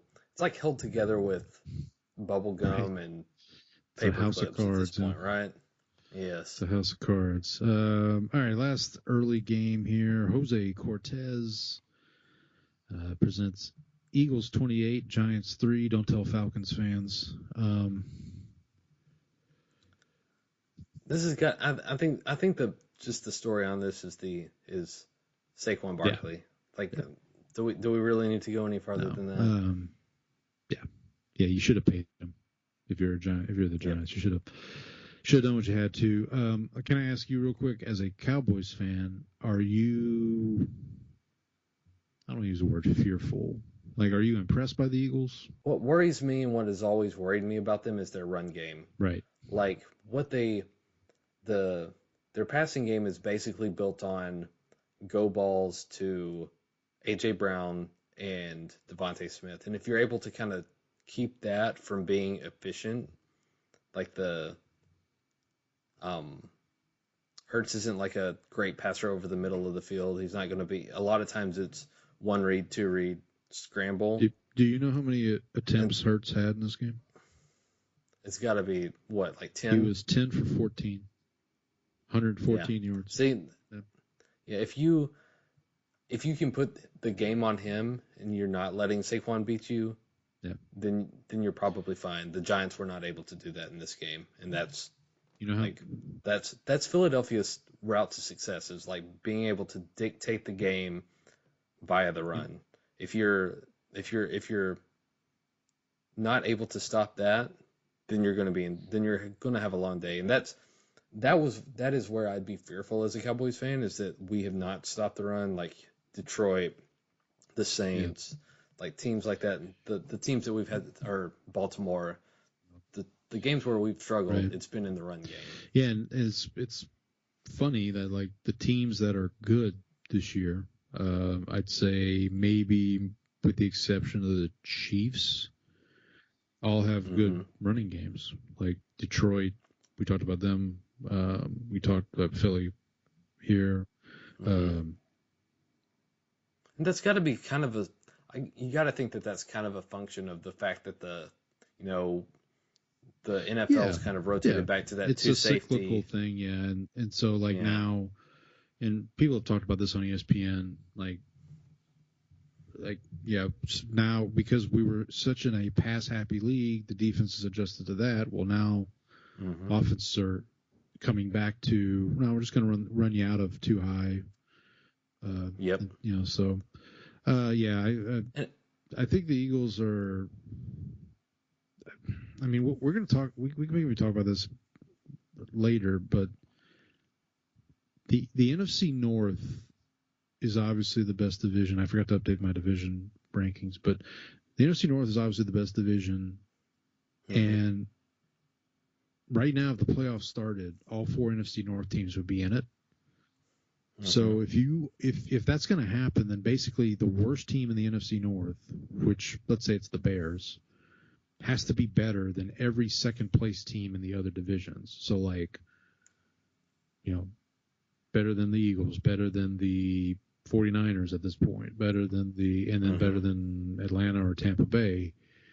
So if you're the Eagles, I mean, you probably can sneak in and get a wild card if the Commanders are going to keep winning, which they have their own issues we talk about. But I think to your point, I think if they can run the ball and Hurts doesn't have to again be Superman like we talked about with Allen and with the other quarterbacks, they got a shot. And I will say the Cowboys have at least done a decent job recently of being able to stop the Eagles in the run game. And so that's one of the other things is familiarity. Like they kind of know what they're getting into in those matchups. So. I'll also say we may be needing to have the Saquon MVP conversation here pretty soon. There we go. Now a running back is MVP. That's the kind of talk. Well, I mean, seriously, like if you think if Saquon Barkley is not on the Eagles right now, are they? They're terrible or whatever their record is. No, probably they don't beat the Saints. I mean, yeah. I mean, I watched that game. Like it was, All right, late window. We had 3 games. Let's start with Nickel Roby Coleman. Rams 20, Raiders 15. Not much to say here, except Antonio Pierce is a coward, apparently. Yeah, I mean, he's done it twice with the punts. This week he does it deep in opponent territory, down 8. Let's kick the field goal to make it a 5-point game. I heard somebody talk about this on a podcast today. I can't remember who it was, but when I heard that, I was like, wait, he did what? So now the Raiders, they have their own quarterback issues. Aiden O'Connell out 4 to 6 weeks, I think, with thumb. I think Gardner Minshew is back. Minshew Mania is going to run wild. I think Jerry broke Aiden O'Connell's thumbs like he did for Mike Moffitt. Yeah, you got to cut in the trunk. They did sign. I thought I did see where they signed the Raiders. That is signed a quarterback, but you're right, and I can't think of who it is. I can't remember who it is. Can I interest you? Desmond Ridder. Oh, That's right. That's right. Yeah, Ridder Renaissance. Yeah. The Maybe I Renaissance. can interest them in a used car. But they've been there, done that. Okay, moving on. Speaking of Rodney quarterbacks, Peete? Rodney Peete. You want to go? You go ahead with this one. All right, Commanders 40, Panthers 7. This game started off in a very auspicious way. Dante Fowler with a pick six to put the Commanders up 7. They never looked back. Jaden Daniels takes a hit running, which it was. Washington fans are all too familiar with their running quarterback taking an injury. Apparently, according to Jaden Daniels' mom, he's perfectly fine. Mom's the best. They didn't need him in this one. They basically put away the Panthers. Andy Dalton is going through it based on the pictures in his press conference. Yeah. Anything big to add? Apparently the Panthers, or there's teams around the NFL who are hopeful the Panthers will trade Bryce Young, because there are coaches apparently who think they can fix him. Which maybe they can, I don't know, but possible. I mean, at this point, I don't know why. I mean, do you just throw him back out there? Just again, like with the Levis thing, like do you just want to see what you have? Like are they okay? Forget worst team. Are they the most hopeless team in the NFL? Yeah, like what is there on the Carolina roster or in the Carolina infrastructure that gives you any source of hope? Like they got Chuba Hubbard. Yeah, maybe. And Jonathan Brooks, Longhorn legend, Jonathan Brooks eventually coming back, and I mean they traded Brian Burns to the Giants, so that was their best. Xavier Legette, yeah, I don't know, man. I don't see anything to get excited about at that franchise. I mean, if it weren't for the Panthers, the Saints would be the worst team in the NFC South. You got to be thankful for that. Yeah, I'll take it. For the Commanders, worse. So this is what we call a recurring theme. Guess what they do well? Run the ball with Brian Robinson and Austin Eckler. I don't even think Austin Eckler had that good of a game. He only had 4 carries for 17 yards. I mean, Mariota, when he came in, 18 of 23, 205, 2 touchdowns. Shout out to Marcus Mariota, man. Good for him. Yeah. Yeah, I wonder if Eckler was kind of maybe still a little dinged up and they just didn't want to use him in this game. Like this is we're up so much, let's not put anybody in danger. Brian Robinson had 12 carries for 71 yards. The next leading rusher was Jaden Daniels, who had 3 carries for 50 yards. He had the 46-yard run is where he got hurt, I believe. That's the one he got. Right. But they also have Jeremy McNichols from Boise State. He did not go to McNichols State. He did not go to McNeese nor Nichols State. So no, I think the NFC East is interesting to me, speaking of someone who doesn't have a dog in the fight necessarily. I don't know if the Commanders can keep this up. I keep thinking that, but their schedule's not helps. particularly challenging. I think someone on the Locked On Cowboys podcast today kind of went through their schedule and is like, they may have 9 wins already by the time they face Dallas for the first time, just because everybody that they play is pretty bad. Yeah, because they're playing a last place schedule, right? Because exactly. Yep. All right. The opposite of last place here, the Super Bowl rematch. Elvis Gerbach presents Chiefs 28, 49ers 18. Okay, I learned my lesson here. If you get points with the Chiefs and Mahomes is still the quarterback and Reed's still the coach, you take the points. Yeah, and it's not even, at this point, it's not even Mahomes that's really keeping him in it. It's Spagnuolo, right? Yeah, and this is why. Speaking of Coach of the Year candidates, can we give it to a defensive coordinator? Well, this is why last week when I picked Andy Reid in our draft, that was kind of my thinking was, well, Mahomes really isn't doing much, and they're still 6-0. But yeah, to your point, it's probably Spagnuolo, which, again, the Spagnuolo thing aggravates me so much because he was the Saints defensive coordinator for 1 year, and they were the worst defense in the history of the NFL in terms of yards given up. But neither here nor there. Real quick, let's do a real quick mini draft. Okay. First loss for the Chiefs. If they, because I texted you over the weekend. I said, when do we start having the 17-0 conversation? Okay, so all right, let me pull up. I've got it here too. So I have one circled potentially. Okay. I want to see if you come up with the same. Okay. Tampa Bay's tough now just because of the fact that they've lost so many weapons. Yeah, if right, Evans and Godwin were healthy, I would consider that one. Yeah. I think probably the biggest challenge I would see is going on the road in Buffalo. That was the one.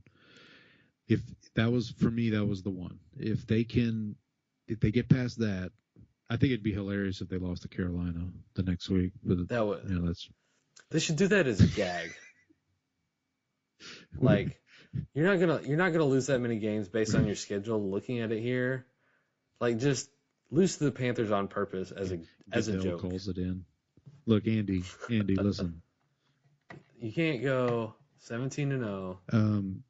But we're gonna have to ask that you lose. In one all seriousness, if they do get past Buffalo, they have 3. So their last 5 games are Chargers, at Cleveland, which also be hilarious if they lost to Cleveland. And then they do the Christmas round robin here. They host the Texans the Saturday before Christmas, and then on Christmas Day they go to Pittsburgh. So I think that's probably it's either at Buffalo.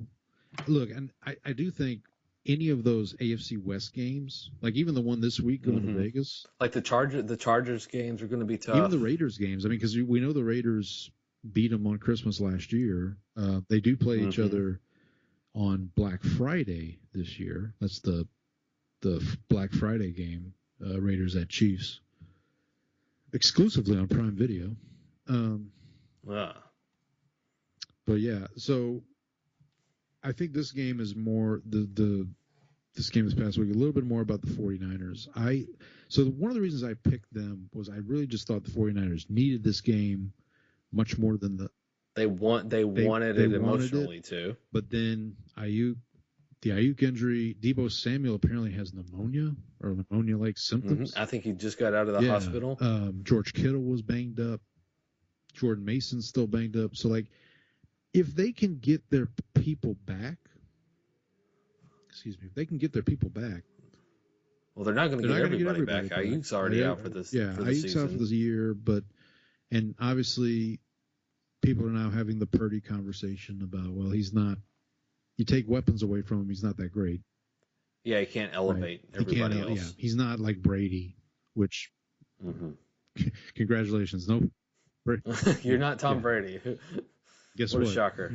There's a lot of people are not Tom Brady. A lot of people. You have interest in the Niners because that's who the Cowboys play this week. Yeah, they're gonna beat us because they hate us. Like they get up for us specially. Yeah,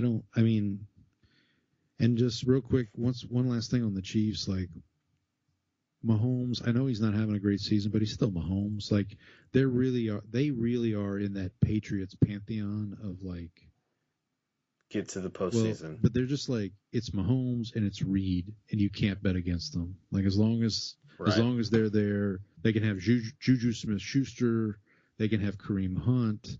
By the way, Pacheco, Isaiah Pacheco, is he out for the year? I didn't think he was. I thought he was actually scheduled to come back. I don't think so either. He's running. So he posted a video on Instagram or something about his first time running on the treadmill, and I'm like, well, if you're just running on the treadmill now and it's October, I mean, maybe he's back for the playoffs. But this is because he broke his leg, so I think the timeline was like 6+ weeks. Well. So he was okay. He was expected to be back. It wasn't a season thing. It wasn't like it wasn't a surgery required sort of thing where they're having to like put the bones back together. I was going to say Paulson Adebo for the Saints. He broke his femur and he's out for the year. So so when they said Pacheco broke his leg, I'm like, well, wait a minute. And that's more of a fantasy concern for myself. So right. Speaking of fantasy, I need Christian McCaffrey to get back. I appreciate that they're keeping him out until after the Cowboys game, but I do need him back for fantasy purposes. Brother Christian, as it were. Can you please come back? All right, Sunday night. Neil O'Donnell presented Steelers 30. Cowboys Super Bowl hero Neil O'Donnell. Yeah. Shout out Neil. Larry. The reason Larry Brown is a Super Bowl MVP. Steelers 37, Jets 15. I was surprised. So let me get this out of the way. I'm not surprised the Jets lost. I'm surprised they lost in this fashion. I didn't think it was ugly. It was a bad performance. I thought they would have a little bit of juice with the Devontae Adams thing. And look, I'll say it. Maybe I'm wrong about the Russell Wilson thing. I mean, he's definitely not Seattle Russell Wilson, but he's good enough for the Steelers. I think one of the things he always did well in Seattle, and that he was, I don't ever remember seeing him do it in Denver, was those kind of like deep go routes where he's just able to hang the ball up and give his receiver a chance. The George Pickens is down there somewhere. I'm going to throw it up and let my guy go get it. Yeah, so he had 2 or 3 of those passes where he basically just let his guy go get it, and Pickens actually tried. Right. So congrats to George Pickens. I still effort. think Justin Fields is a good starting quarterback in the league, but hey, good for them. Someone brought this up, and I don't remember where, but it was maybe one of the things that you get out of Wilson is the fact that he's a little bit more willing to throw the deep ball. Yeah. That takes a little bit more pressure off the defense being able to kind of sit down and kind of play the run a little bit more, so it allows your run game to be more effective. And to be fair to Tomlin, I mean, he named Russell Wilson the starter in camp, and then he got hurt. And Fields even admitted, he's like, look, if I played better, we wouldn't be having this conversation. So, which again, I thought he played fine. I mean, I don't know what the Steeler fans were expecting. Like, were you like Ben Roethlisberger is not Justin Fields is not Ben Roethlisberger? Okay, like let's pump the brakes. But, yeah. Have you seen the conspiracy theories about this? Oh no, but I love a good conspiracy theory. Okay, so when the Steelers traded for Justin Fields, they gave him a 6th round that could, if he plays 51% of the snaps, be converted to a 4th rounder. To Chicago. Chicago. So if they just play Russell Wilson into the point where it's guaranteed that Justin Fields gets less than 50% of the snaps, then they can move on from Russ and then eventually commit long-term to Fields, but keep that 4th round pick. Okay. That's reasonable. I mean, it's not totally unbelievable. Back and to the left, but okay. That's right. That is one magic trade. Allow me to recount the events for Miss Bennis, as I've heard the story a number of times. All right, Monday night doubleheader. We got one more of these, I think, coming up later in the year. But this one actually wasn't. I didn't get terrible, I guess. I didn't get to see. I don't currently have ESPN Plus, and so I just kind of skipped out on Chargers Cardinals. Yeah, so let I don't know that I missed anything. Let's skip to that one real quick, because I didn't realize the game was only on ESPN Plus until the game was about to kick off. Because I'm on my YouTube TV. I'm looking for my multi-view, because that's what they've been doing, right? They did it. And I'm like, where's the multi-view? I can't find it. And then I see at the bottom, it says Cardinals Chargers NFL Network replay at 11 or whatever. I'm like, what? Like, what? Like, where's the replay? Where's the play? You can't have the replay without the play. But yeah, so that was odd. So yeah, I had it. I got. We do have ESPN Plus because we did. My wife signed up for the Disney Plus Hulu ESPN Plus bundle once upon a time, and that's probably what I'm going to do anyway. Yeah. But I just didn't have it this week. So I did watch a little bit of it, but then I was more like just mad. So it was out of spite. I just didn't watch. Yeah, exactly. Out of spite. I'm sorry, that's not a legitimate reason. But I was surprised by the result of the Cardinals-Chargers. I really thought the Chargers were going to go in there, and I mean the Chargers were coming off a bye, weren't they?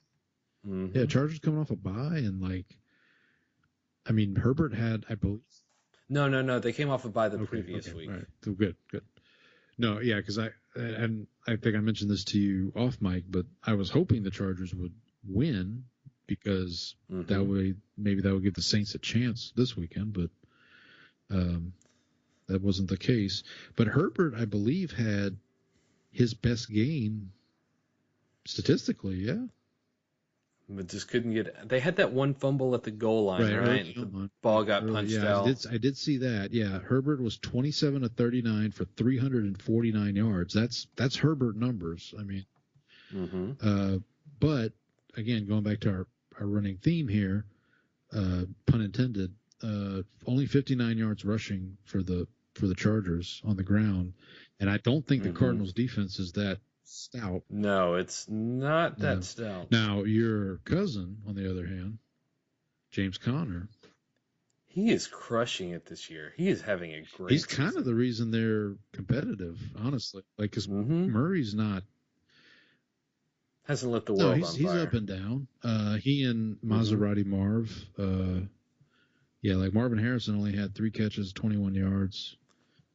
He's nursing an injury, I think. Or he's kind of. I don't think he's 100% right now. What? Sorry, I'm looking at their stats. Clayton Tune. Do you know who Clayton Tune is? I know the name. He's the backup quarterback. He's from U of H. He has 3 carries for 2 yards, but he didn't have any passes. So I don't know if he just came in for. I don't know. Maybe some scrambles. He's got the Wildcat package. Yeah.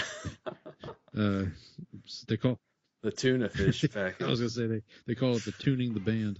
All right, so nothing else there. I think the Chargers are still, again, they're in the mix in the AFC. But the kings of the AFC right now, in my book, Eric Rett presents Ravens 41, Bucks 31. Lamar Jackson's out of this world. I mean, I know the Bucks had. Yep.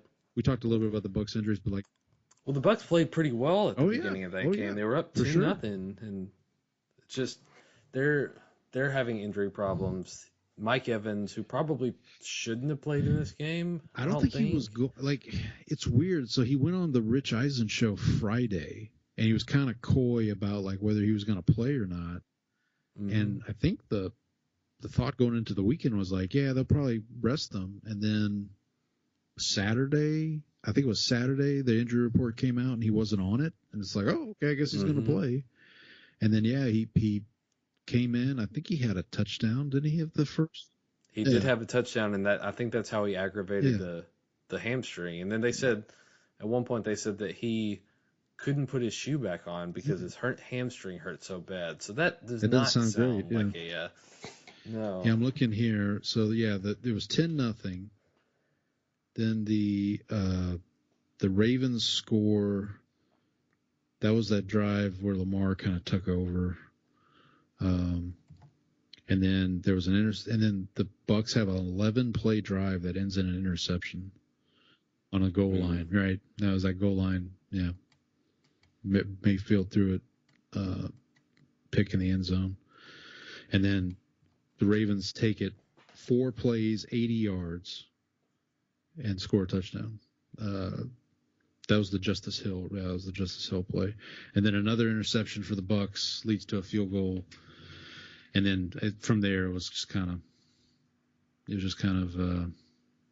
all she wrote. I mean, the Bucks were making a comeback. It was 41. That's when Godwin got hurt because they got to within 10, and then that's been kind of the talk this week of like, should Godwin have been in the game? And Yeah, because that was a pretty serious injury. he's done for the year. Yeah, he had the I think it was the Dak foot turned.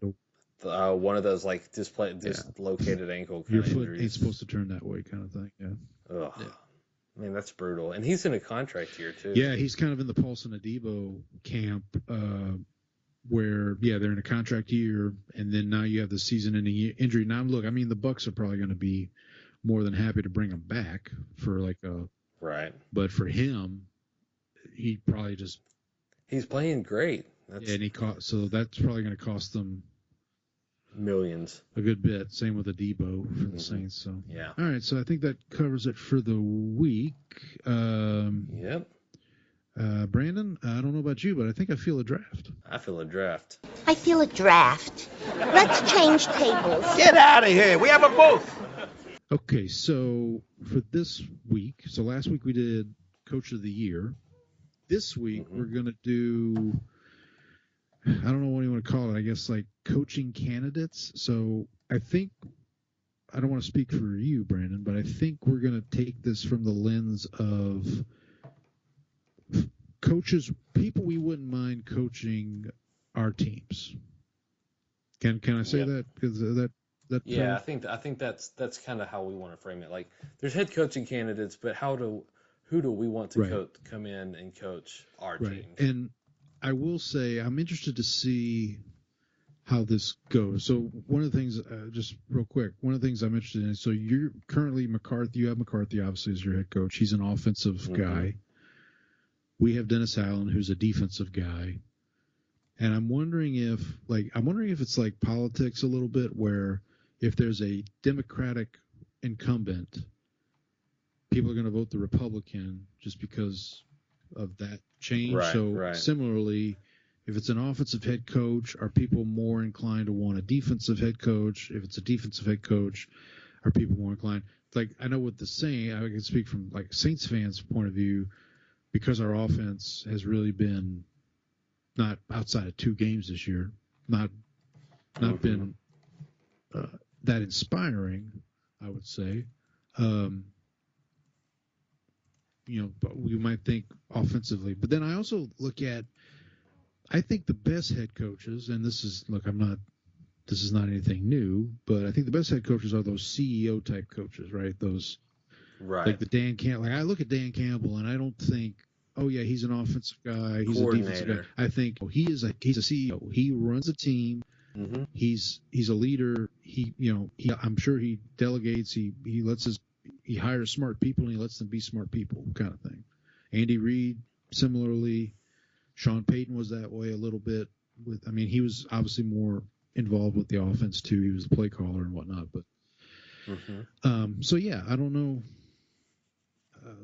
Looks like I get the first pick this time because I figure since you won the picks this week, the Cowboys so are on we're the gonna bye. do 4, right? We're gonna do.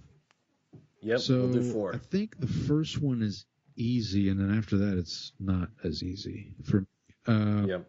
I'm gonna go for the first one. I'm gonna go Mike Vrabel. Okay. Because I think he kind of fits what I just described. Like, I feel like he's that CEO type. Like, he's going to come in, he'll hire his people, and he'll let them, do what they need. But what I will say, one thing about the Saints, I'll just say this at the front. If you're a fan of Spencer Rattler, a new coach might not be a good thing because, new coaches usually means they want their guy. Unless it just happens to be like somebody who knows Spencer Rattler and like believes in his skill set, which we might mention the name here later. But what do you got for you? So we'll do snake style. So you'll have the next 2 picks here. Yeah, I'm actually really glad that you didn't take the guy that I want. Okay. Because we've got an offensive guy, but we don't have somebody who I think is on the cutting edge of sort of offense right now in the NFL. I think McCarthy actually is, in terms of like from a management perspective, does a good job of like preparing the team, running practices and getting people ready for the week. Yep. One of the things that they've actually been good at, which was not a strength of Jason Garrett when he was there, is the fact that when they have injuries and they have problems, especially on the offensive side of the ball, like they're able to kind of manage that a lot better than they were. Like under Garrett, if the starting quarterback was out, they were terrible. A couple of years ago, Dak missed, a few games with that ankle injury or like that calf injury that he had or whatever that he got in the New England game. Cooper Rush goes like 4-1 in his absence, and they're able to stay afloat. Like they've had moments, or the Tampa Bay, Dak injures his thumb in the first game, season opener. Cooper Rush comes in, they're able to stay afloat because of that. So he does a good job of managing, but I still want an offensive guy. So the guy I'm going to take here is Ben Johnson, offensive coordinator of the Detroit Lions. Yeah, I think Saints fans would he's definitely high on the Saints list too. The Saints fans list. And he had interviews last cycle, and I think he's probably just waiting for I think he didn't want the Washington job. Yeah. Because it seemed like that was his for the. I think he said he didn't name a specific team, but I think he said there just wasn't the right opportunity out there for him. Yeah. I would think for him what would matter again. I don't know. It's gonna be interesting. I don't know if he's gonna want a quarterback in place with the Cowboys, he sees Dak and he knows Dak's skill set and he looks at that and says, yeah, I can work with that. Or if it's the Saints, if he looks at Carr or Rattler and says, yeah, I can work with that. Or if, like we said earlier, if he's going to be like, nope, there's this guy in college that I've seen and that I've watched tape that I want this team to draft. But like kind of like with the Cardinals a few years ago with Murray, right? Like they knew, like Kingsbury knew he wanted, right, that Murray. So that kind of situation. But and that worked out really well. Oh yeah, everyone was happy. Everybody's good. All right. Who's your second pick? I'm gonna go defense here. I'm assuming this guy can fix the defense. My only question for him when I'm hiring him: so who are you bringing in to run the offense? Because if it's his usual suspects coterie of offensive minds, then I might have to pass. But if he gives me the right name, or if he's willing to be flexible, I want to take multiple Super Bowl winner Bill Belichick. Oh yeah, I've heard of him. Yeah, he's pretty good. Maybe not. Pretty good name. The second time the Cowboys go back to the Parcells, former New England coach / Giants. Yeah. I was gonna say the Parcells tree, but they went to They went to the root. Yeah, the other branch basically. So yeah, I think that's the only thing. Is like if Belichick comes in, he's going to fix the defense. But if he comes in and maybe Mike McDaniels as an offensive coordinator, maybe.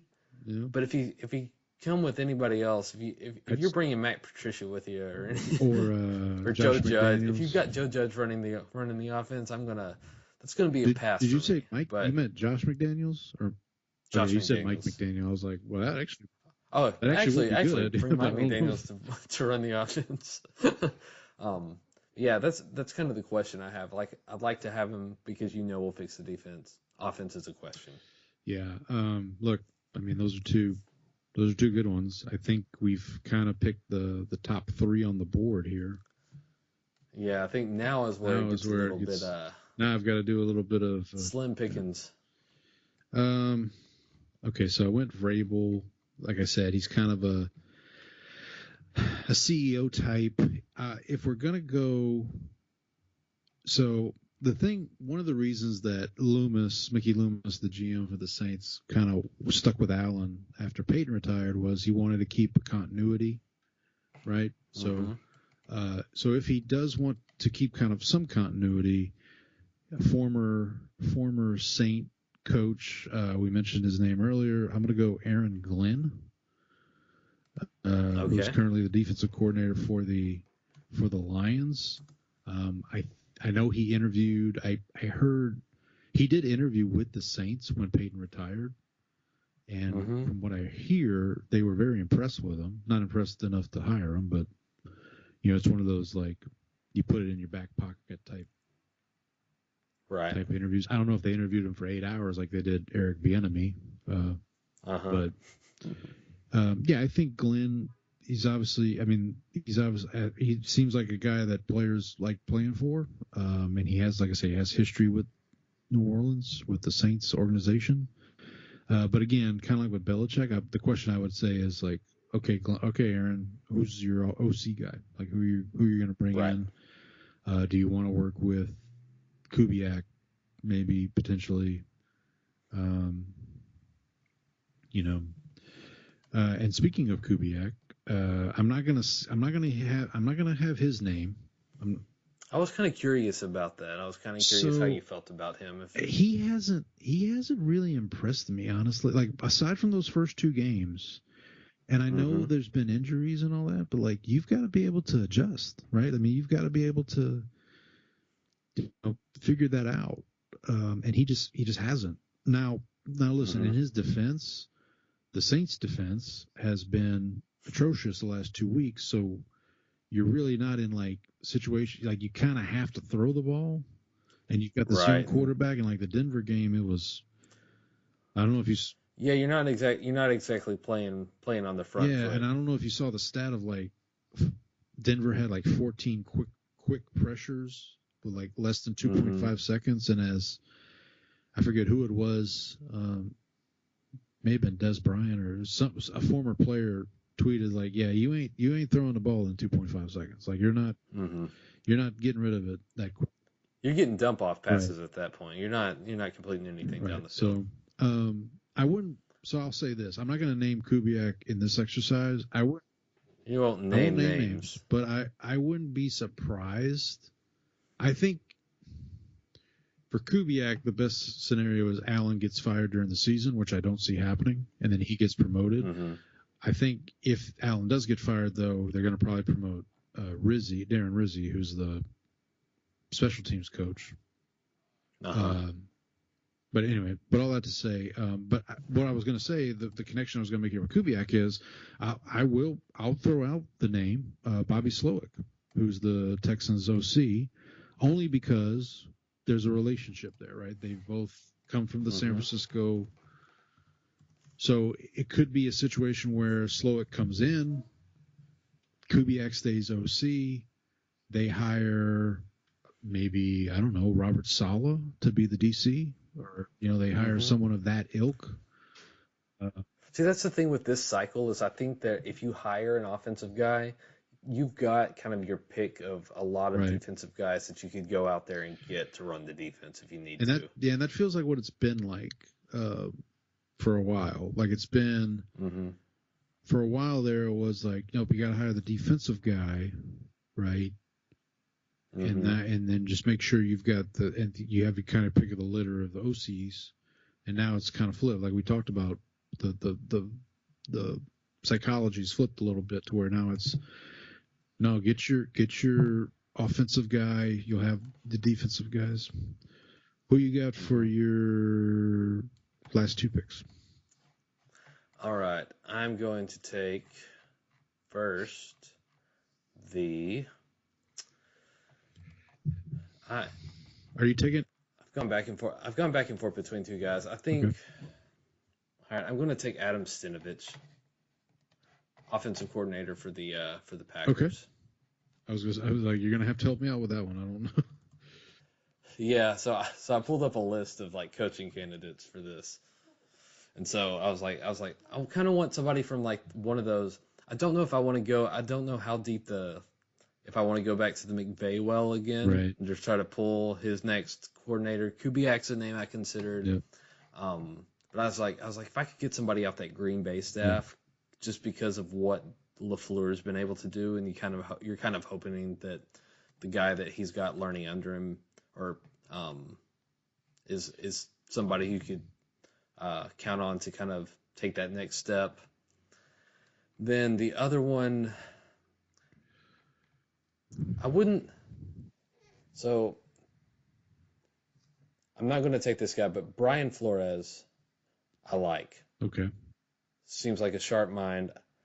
I know he's probably going to have trouble getting hired based on the fact that he's still got that lawsuit out there, doesn't he? I believe so, yeah. And then the whole Tua thing. And I think that's the reason I would stay away from him here, is just because the way that he managed that situation, the player management, because he seems like a brilliant defensive mind, but he just maybe he learned something from that experience, and maybe he's like learned from it and wisened up from it. But that's what kind of makes me nervous. So he would probably be my honorable mention here, but instead I'm gonna opt for another offensive guy. I'm gonna go with Joe Brady, former Saints assistant. I think he was at LSU as well. He was, yeah. And then so just another offensive guy. Kind of, I think once he came in Buffalo last year was when they started actually turning things around. Yeah, so they fired Dorsey. And then, he was the quarterback coach. Brady was a quarterback coach, so they elevated him to OC, and that's kind of when. And then he just sort of, they started running the ball a little better then, and so I think that's kind of another just offensive mind that I wouldn't mind bringing in. So who you got for your last? So my last pick, got a couple guys. I'll give a couple shout outs here.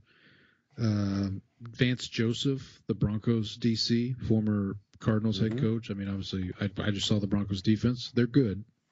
It's just in. They're pretty good. Pretty good. I was going to ask, did any college coaches come to mind for you? None that I can think of. There's really. none. There's no Lincoln Riley's been completely uninspired. Right. He was kind of the guy when he left OU and went to USC. I'm wondering if he wants an NFL job now, just so he can get out of the USC thing, and NFL teams are like, yeah, we're good. Todd Monken's another guy. So that was a name I was going to throw out there. He is the OC with Baltimore right now, and we all see how they're doing. He was working with Tampa Bay back when, let's see. Yeah, so he was with Tampa Bay during the Jameis Winston, Ryan Fitzpatrick era, and he had them as a top 15 offense. I think, and one more I'll mention is Kingsbury.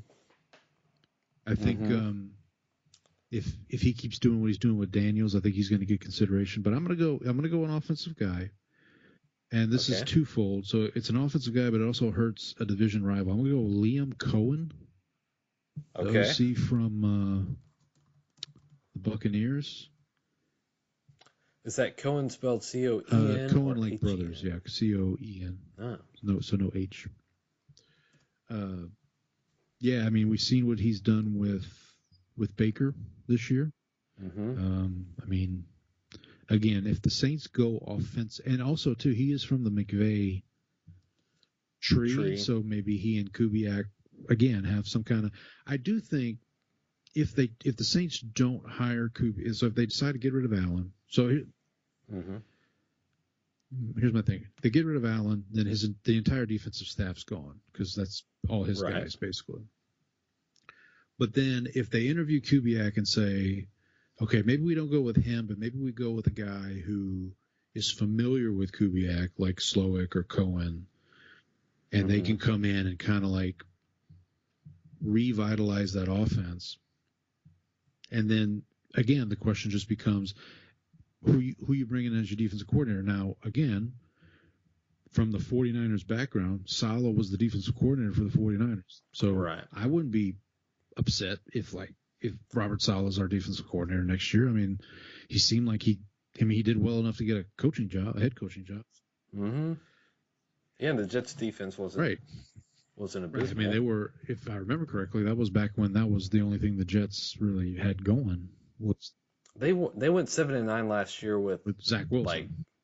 Zach Wilson, and right? So, yeah. So that's our. So here, I'll recap my picks real quick. So I went Mike Vrabel Aaron Glenn, Bobby Slowick, Liam Cohen. And I went Ben Johnson, Bill Belichick, Adam Stinovich, and Joe Brady. All right, let's get into week 8, right? This is week 8? Week 8. It's already eight weeks in. Yeah, Paul. we're almost basically halfway there. Nobody on a bye this week. I've always found it weird the way they do buys. I don't understand it. It doesn't make any sense. I mean, I get the week of Thanksgiving, I get that nobody's on a bye that week because you want everybody playing. Or obviously you get into December. To me, by the time you get to December, everybody should have had their bye by that point. But that's not the case. Because I know there are teams that those late buys or whatever. I want to say that like November. I want to say December 8th, the week of December 8th, people are on a bye. So anyway, so nobody on a bye this week. So Thursday Night Football, Cam Akers, current Viking, presents Vikings at Rams. Rams are getting 2.5 points. It looks like we are both laying the 2.5. I will say, I was very close to making this my upset because the Vikings are coming off a tough loss. It's a short week. They've got to travel, right? The Rams, it looks like, are getting healthier. Cup will be Cup's back. coming back. There's trade rumors circulating around him right now. I don't know if I mentioned this to you off mic or on mic, but apparently there's Stafford trade rumors going around. Yeah, I think you mentioned that on the show, but I haven't. So that's why I kind of backed away from the Rams. I'm like, well, maybe they've got, and look, McVay is still a good coach. I don't know about Puka. Is Puka coming back? I haven't seen anything on that yet. I'm not sure what the timeline is on him actually. So, but Cup, I think Cup was actually, they were talking about maybe having him back last week, and then it's just the fact that they were on they had this short week coming up. You didn't want to have him play in that game and then also have to come back and play in this one too. Yeah. Sorry, I've got the Lakers game on the TV over here. Has Bronny scored yet? Because I took over half a point on. I can do a double check. Why don't you take this next one and I'll. All right, so Sunday early game. We don't have anything in London this week. We don't have anything overseas. But we are kicking off with Jets Patriots. The Patriots and Drake will be getting 7.5 points. I refuse to learn my lesson here.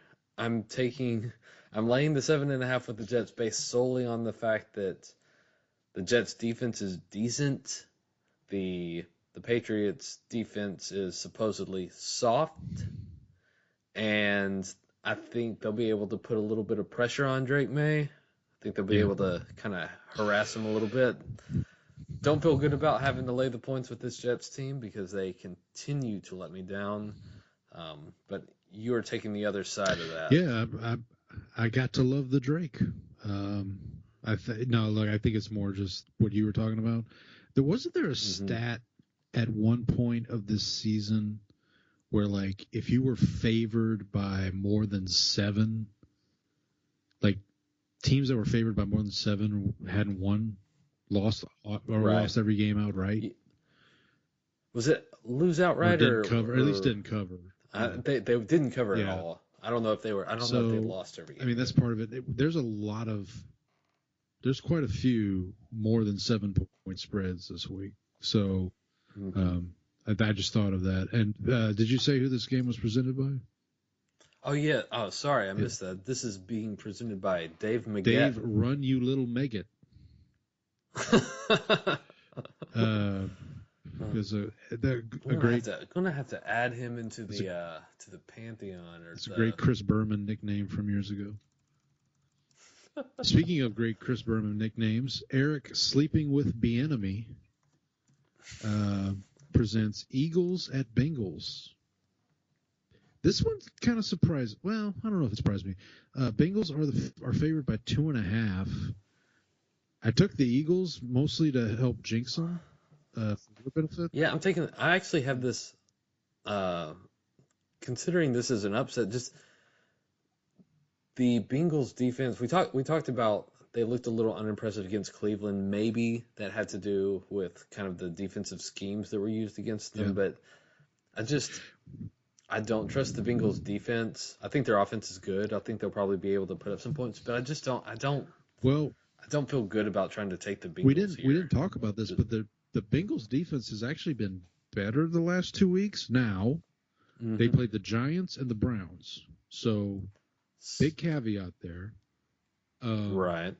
I mean, this is a different animal here. Now, look, again, it comes back to, can they stop Saquon Barkley? Because if you can stop Saquon Barkley and if you can turn it into, okay, Jalen Hurts, you have to beat us, maybe they have a chance. And then Burrow, look, I still think Burrow is a top 5 quarterback in the league. Like, right. And the Eagles defense is gettable, you know. Yeah, if they're able to kind of build an early lead and then play with that, then they should be fine. If this gets into more of a like slugfest, that's when I think they get themselves into trouble. Speaking, and just really quick, we had our potential head coaching candidate draft. Okay.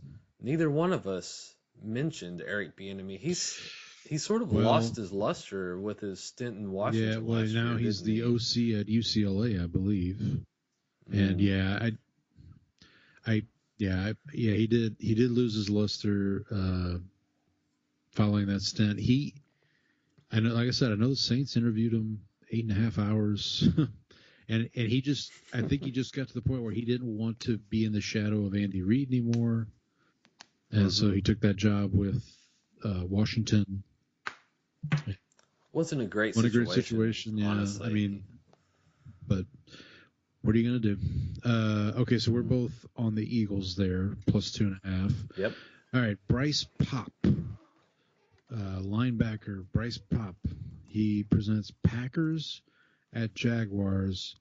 I have a coworker who is a Packers fan. I told him today, I said, they better be careful because this is one of those, you're coming off a big win, a good win at home against a good team, the Texans.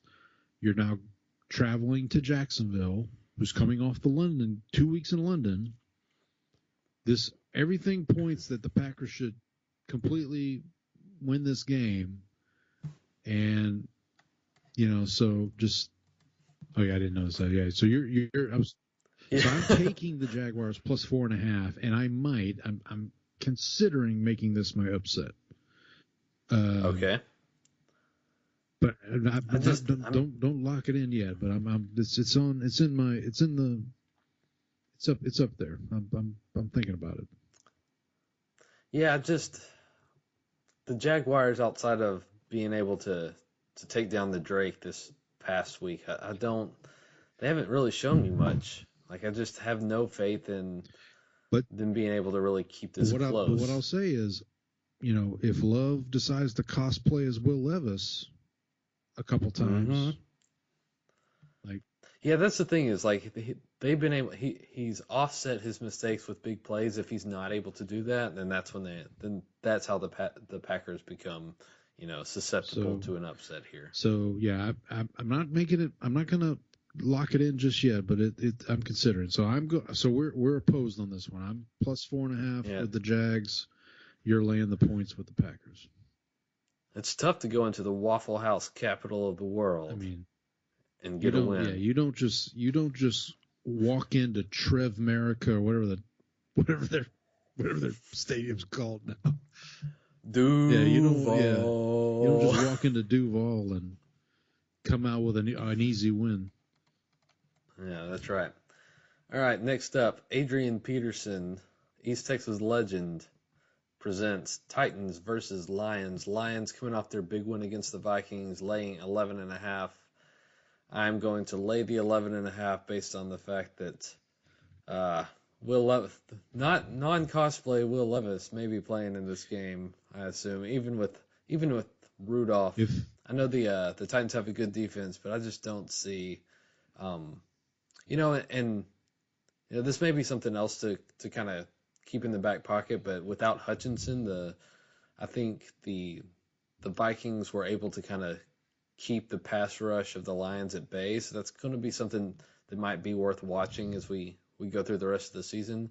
Still going to lay the points just based on the fact that I think that the Lions offense is just that good. Yeah, we didn't mention that. Well, I mean, we mentioned it after Hutchinson was injured, but we didn't mention in the Vikings game when we reviewed the Vikings game. But I'm interested to see if the Lions do make a move. I've heard Max Crosby talk. I've heard Myles Garrett talk. Look, 11.5 is a lot of points. Yeah, it is. I'm taking it. How about this? Can I make a parlay upset pick, kind of? Okay. I think one of the three NFC North teams, Lions, Packers, Vikings, I think one of them loses this week. Drops the game. I think one of them week. loses this week. All right. Whoa. There's 4 NFC North teams. But the fourth one's not favored. The Bears are not favored. I don't think. Okay. So gotcha. You think one of them gets upset? I think one of these three gets upset. I mean, obviously I'll make an actual upset pick, but I just have a feeling that, I mean, if they're going to get upset and they're going to lose, is what right. Well, I have a feeling look, if all three of these teams take care of business, especially the Packers and Vikings on the road, then this may be the greatest division of we've ever seen in football. Because it's just like these games are just setting up as like landmine type situations. So, speaking of games I wish would blow up, Julio Jones. Tell me how you really feel, Julio Paul. Jones.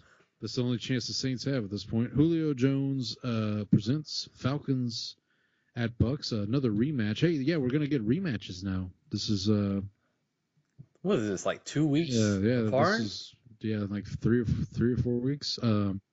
Falcons at Bucks. Bucks laying 2.5. They must have made this line before all the injuries with Tampa. Yeah, that's what made this. I may go back, but here's the thing, though. We talked about the Falcons. Like, are you really? They look a little uninspired. Right. I mean, Cousin. I think this game's going to look a lot like the Thursday night game from a couple weeks ago. Obviously, the injuries are going to play a factor, I think, for Tampa. What I will say for Tampa, they still have a good offensive line. Rashad White, I think they're going to, and the Falcons are susceptible to the run. And Tampa had that game kind of won, and they just handed it away at the end. So that's kind of what I'm going off of here. I know they got the injuries, but I just think they've got they're still a better team than the Falcons. We're both laying the 2.5. Maybe who knows? Maybe we see some Michael Penix action here. If Kirk continues to struggle. Okay, this next one I'm kind of proud of. I wish it would have been closer to Yom Kippur, but Josh Rosen, the chosen Rosen, presents Cardinals at Dolphins. Two is back, right? That's the plan? I assume Dolphins being favored by 3.5 would indicate that they expect Tua to be back. Yeah, Tua. So we got Tua versus Kyler. I mean, that at least adds a little bit of juice to the game, maybe.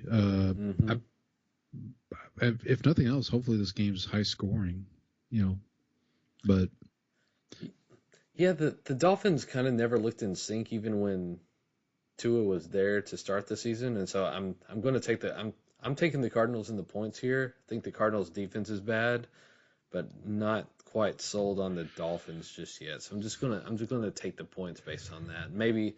And Tua's back this week, but you never know. He could take a wrong hit, try to lead with his helmet again, and be out of the game in an instant. So this could end up. I think I'm just gonna. We could end up with the way both quarterbacks kind of throw caution to the wind. This could end up being Clayton Tune versus Tim Boyle pretty quick.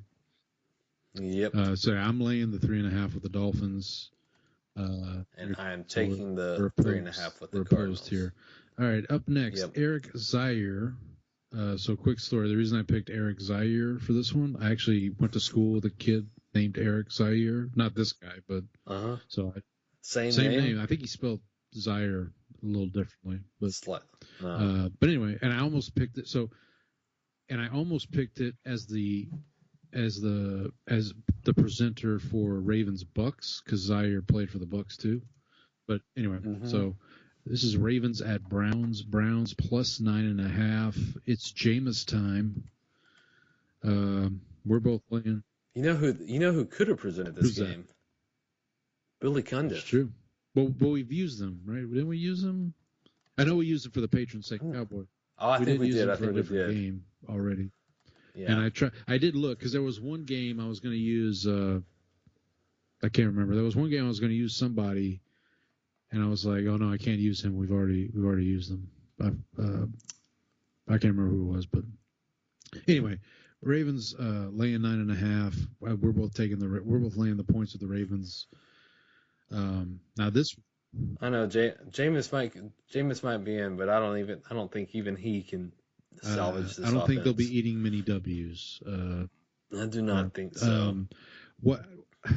Okay, let me ask you this: which upset would you be more shocked about? Titans beating the Lions or the Browns beating the Ravens? I think, based solely on the fact that the Titans actually have a competent defense, okay, I'm going to go with them. Maybe if Rudolph plays like competent offense and he's able to get the ball into like his playmakers' hands, Tony Pollard has a good game. The Lions have a tough defense to run against, so you're kind of forced to throw the ball against them. I don't know if that's still the case with Hutchinson out. But if their defense is able to keep it close, maybe I could see that. I don't see the path to. I have a little bit hard. I know it's a divisional game, but just I haven't seen enough from the Cleveland offense to make me think that they're actually competent. Yeah. Competent. Yeah. Amari Cooper's gone now too. Who's their best receiver now? Jerry Jeudy. That's right. David Njoku. When Jerry Judy's your best wide receiver, that says a lot about Nick Chubb. Maybe this is a Nick Chubb game, and then kind of shorten the game, keep the ball out of Lamar's hands. Yeah. All right. Everybody's favorite ESPN analyst, Dan Orlovsky. Mr. Run out of the back of the end zone. Presents Colts at Texans. Texans laying 5.5. This is another, talked about this already, but this is another kind of trap game. Texans are coming off a tough loss. Also another rematch. I don't remember who presented the first game between the Colts. We didn't have that because it was week 1, so we had not podcasted at that point. So nobody presented it. Yep. So we are both taking the Colts plus 5.5. This is also a candidate for an upset pick. Now, if Joe Flacco was playing, I definitely would make this my upset pick. But if it's Richardson played week 1. I think we talked about this last week. Richardson played against him week 1, and he was like 10 for 19 or something. Hit a couple of those. He had a 60-yard bomb. I want to say. Yeah. I feel like he had another deep pass that he was able to hit too. Yeah. It's just. Well, I remember he had the 160-yard bomb that Twitter blew up. Everybody's like, "Oh my God, this guy's the next coming," and then didn't. Next coming of who is the question? That didn't work. Jameis didn't work out. No. Look, if you're the Texans. I mean, technically, this is a battle for first place because if the Colts win, they're 5-3. The Texans are 5-3. I think the Texans Texans technically would have the tiebreaker right now, based on divisional record. Look, if you're the Texans, you want to prove that you're the top dog in the division, but I would not be surprised. Well, the thing about Anthony Richardson also is that he may be starting, but at any moment, his body could betray him, or he could, forget how to slide and be out for the game. And here comes Flacco. So sorry, some breaking news here. on Bless Them Boys. I've just got an alert here. Fernando Valenzuela has passed away at 63. So rest in peace, Fernando Valenzuela. Fernando Mania ran wild in 1981. So I'm just trying to see if Dodgers legend, yeah, of course. Yeah, so yeah, so a little breaking news there. By the way, you were asking about segue to Bronny James off of that, but I did check the box score. Bronny James has played 3 minutes and not scored. That's brutal. That's a shame. I need him to get in there in garbage time. Let his old man throw him an alley-oop for one. Anthony bucket. Davis has a double-double so far. So, and they're about to start the fourth quarter, and the Lakers are up 82-74 over the Timberwolves. So, a little basketball. See, we can talk about other things here. It's not just we can think about it. It's not just fish. I can't talk about other things. All right, let's talk about the late schedule. Look, I could have taken the easy Drew Brees presents, but we saw what happens when Drew Brees goes to Saints games. They don't do well. So I'm going with Darren Sproles, Kansas State legend. Darren Sproles presents Saints at Chargers. Chargers are laying 7.5. I give up on the Saints. I'm not picking them anymore. If it makes you feel better, I've also given up on the Saints. Thanks. You're a true friend. Look, I mean, this is probably a get-right game for the Chargers. I don't know what the status is of Joe Alt and Rashawn Slater. They're two tackles. Mm-hmm. I mean, it doesn't matter. The Saints pass rush is not great. Going into the game against Tampa, the Saints pass rush was like top 5 in the NFL, or the Saints were top 5 in the NFL in pressures, but middle of the pack in sacks.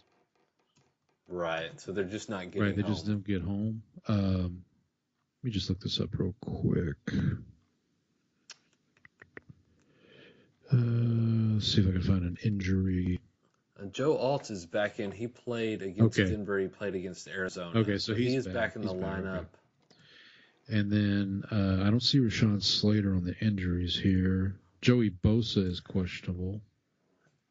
Looks like Rashawn Slater has also played in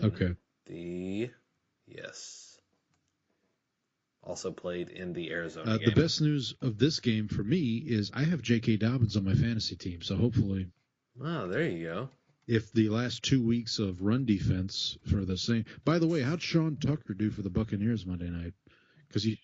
I don't think I saw him at all. Because he sure ran wild against the Saints the week before. Why don't you take the next game, and I'm going to look up Sean Tucker's stat line.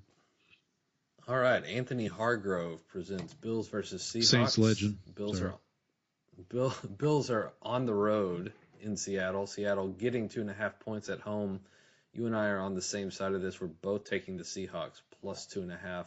I'm kind of leaning here just because Seattle's a tough place to play. Bills are going cross country, and the Seahawks offense has been pretty good most of the season. Defense might be starting to figure some things out, so I think they can at least keep this game a little close. Buffalo is kind of an up and down team, so I just feel better taking the Seahawks and the points at home. Yeah, this is another Bills. This seems like a possible upset. Bills travel cross country. It's a late window. Like you said, Seattle's a tough place to play. Seattle's got a little bit of momentum coming off that win up against Atlanta. If you're Buffalo, if you get behind early, this could get problematic, I would say. I think the DK Metcalf injury though is going to be something that bears watching though. That could if they're missing him, he's sort of their alpha receiver. I think their offense kind of takes a step back if they don't have him. Real quick, Sean Tucker Monday night after his breakout performance against the Saints. 5 carries, 29 yards. Hey, 6 yards a carry, basically. Yeah, sure. His longest carry was for 15. So, all right. Yeah, and Anthony Hargrove, by the way, Bounty Gate legend Anthony Hargrove presents this game. Look, anytime I see his name, I got to use him just because, like, to Saints fans, he means one thing, and to fans of, let's say, the Vikings, he means something completely different. Anyway. Rex Grossman, Sexy Rexy, presents Bears Commanders, the battle of the two rookie quarterbacks. Well, so I lied. The Bears are favored in this game. I thought they were. Yeah. See, so it could be. Could be an upset. I don't know if this is going to be a battle of two rookie quarterbacks. Daniels is apparently week to week. That's surprising, given that his mother said, I think she's a medical expert, said that he was fine. I'm surprised that he might. I believe her quote game. was, "How could anybody not like him?" Very, very impartial source. Right? I still think so. That all that notwithstanding, even if Mariota plays, it feels like he, played pretty well. The Bears. Here's the thing. Okay, here's what I'll say about the Bears. We talked about they had a bye last week. They're coming off a bye. Mm-hmm. They have yet to beat a team that has more than one win. Right. So this is a good opportunity for them, whether Daniels plays or not, to show that, hey, we can actually beat competent teams. Yeah, because again, I even if Daniels doesn't play, I still think the Commanders, with the running game that they have, with Quinn seems to have their defense playing. Yeah, and I think on that front, I think what they've done well is that they played complementary football. They're not forcing their defense into bad situations. They're able to run the ball and sort of stretch out games. They're not making their defense vulnerable by turning the ball over, and so that they've kind of been able to mask some of the shortcomings there by having an offense that takes care of the ball and it's able to, sort of play ball control offense. Yep. So we're both taking the 3.5 with the Commanders. Mm-hmm. All right. Next game is brought to you by Greg Cragen. So I had to. This is Panthers at Broncos. The pickings were a little slim for this one. No disrespect to Greg Cragen, but I figured I'd take an opportunity to shed a little light on someone here. Greg Cragen was a defensive tackle. Played 13 years in the league, 9 of those with Denver, 3 of those with Carolina, 1 year with Kansas City. Made a Pro Bowl in 1989. He accumulated 28.5 sacks in his career. In 1992, with the Broncos, he was voted second team AP All-Pro. He had a good little career. So he would have been on the same teams as, I guess, Neil Smith. Yeah, I think Neil Smith was on those Denver teams. Steve Atwater, maybe. Anyway, he presents Panthers at Broncos.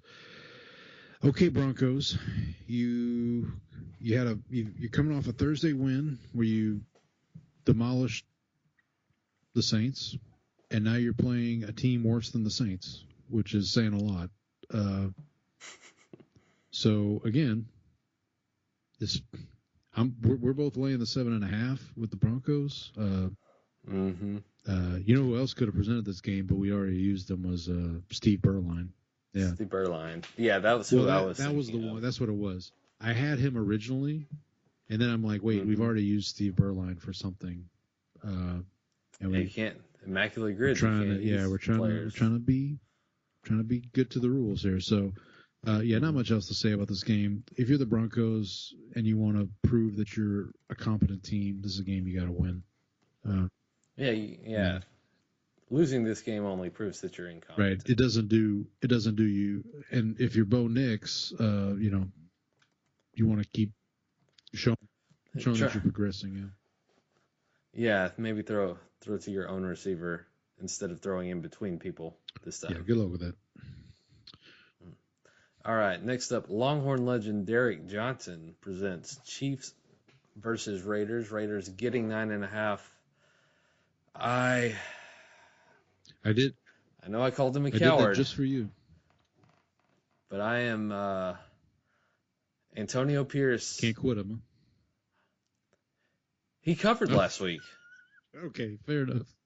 He kicked the field goal, which I had the Rams minus the 5.5. He kicked the field goal to cover the 5.5. Somebody did mention that. I think that's somebody's like, yeah, he's not a good coach, but he knows what the spread is or something like that.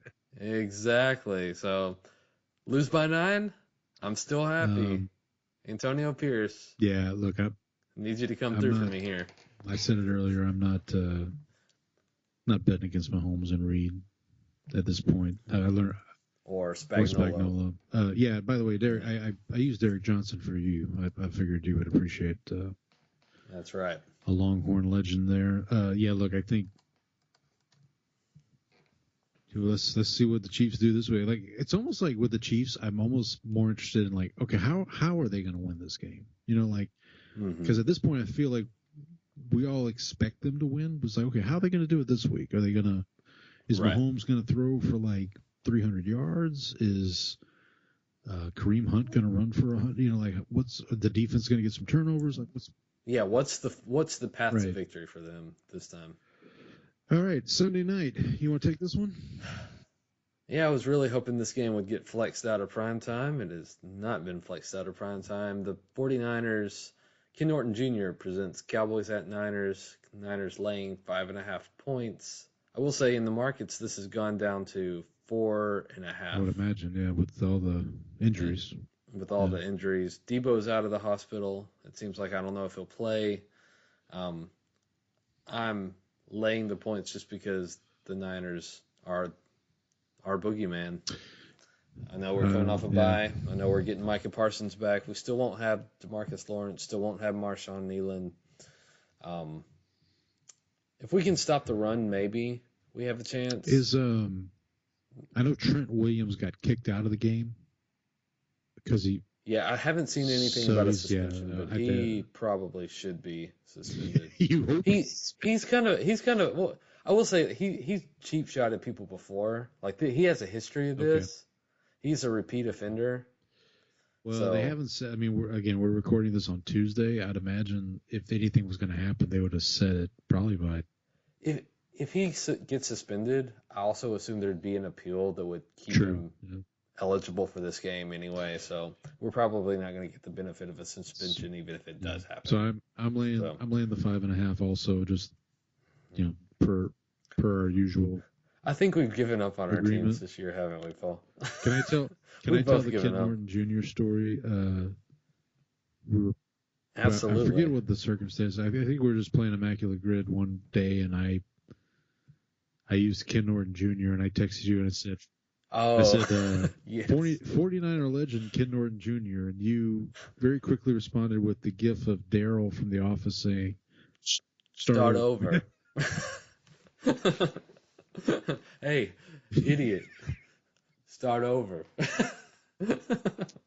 One of the best episodes of the That's Office. One of my favorite moments of The Office is just that him coming down the stairs saying, "Hey, idiot," and Daryl just saying, "Start over." Hey. Okay. All right. Last Monday night game. Talk about a game that should have been flexed. Tommy Maddox presents Giants at Steelers. Let's remember Tommy Maddox, XFL champion and Super Bowl champion. He might be, I wonder, I haven't done any research on this, but he might be the only player to ever win the XFL championship and the NFL. I want to say he is, because I want to say they brought that up at one point. By the way, Shreveport, Louisiana's own Tommy Maddox. Thank you. Ah, nice. He was born in Shreveport. He went to high school at L.D. Bell in Texas. That name sounds familiar. And then he went to college at UCLA. I thought he was an LSU grad, but I guess not. Former first-round pick of the Denver Broncos, Tommy Maddox. But he also did play for the obviously the Giants and the Steelers. Okay, look, for the Steelers, again, this is another one of those, you think you're good, go beat the Giants at home. Like, you know what I mean? Don't. I'm taking the 6.5. I think Danny Dimes can keep it close. If Malik Neighbors is playing, which he should be, I think they keep it close. But we'll see. We'll see if Russ finishes. I guess Russ is going to cook the whole game. Yep. And yeah, just I don't know. I think the Giants bounce back. I think they looked ugly last week, but they beat Seattle the week before. They've had moments, 2 weeks ago they beat Seattle. Right. They kept it close with Cincinnati Yep. for a little while. Just have a feeling they can hang around here, right? Yeah, and the Eagles, correct if I'm wrong, the Eagles were coming off a bye, right? So, and then the Steelers are coming off of a Sunday night to Monday night, so they're going to be rested a little bit. The Giants, I don't know. I think the Giants keep it close here. All right, so that's it for the weekly previews. Let's move on to George is getting upset. This is not good. Worlds are colliding. George is getting upset. Brandon, what do you got for your upset pick here? I'm kind of hoping that I'll jinx him by doing this. Didn't this work? But it didn't work because I did him as the lock last week and it didn't work, right? Or a couple weeks ago, yeah. Right. You did actually jinx your own team. Well, no, I didn't. No, that was just me knowing what was going to happen. Well, that's true. Fair enough. And that wasn't the upset pick. That was your lock of the week. Yeah, so I'm gonna take the Eagles over the Bengals, just based on the fact that I think the Bengals defense is a little bit susceptible. I'm just gonna continue to assume that they're not quite there yet. If the Eagles are able to run the ball effectively, I think there's a chance that they could upset Cincinnati. There were a few games on the board that I considered. I'm just hoping that we talked about a couple of them.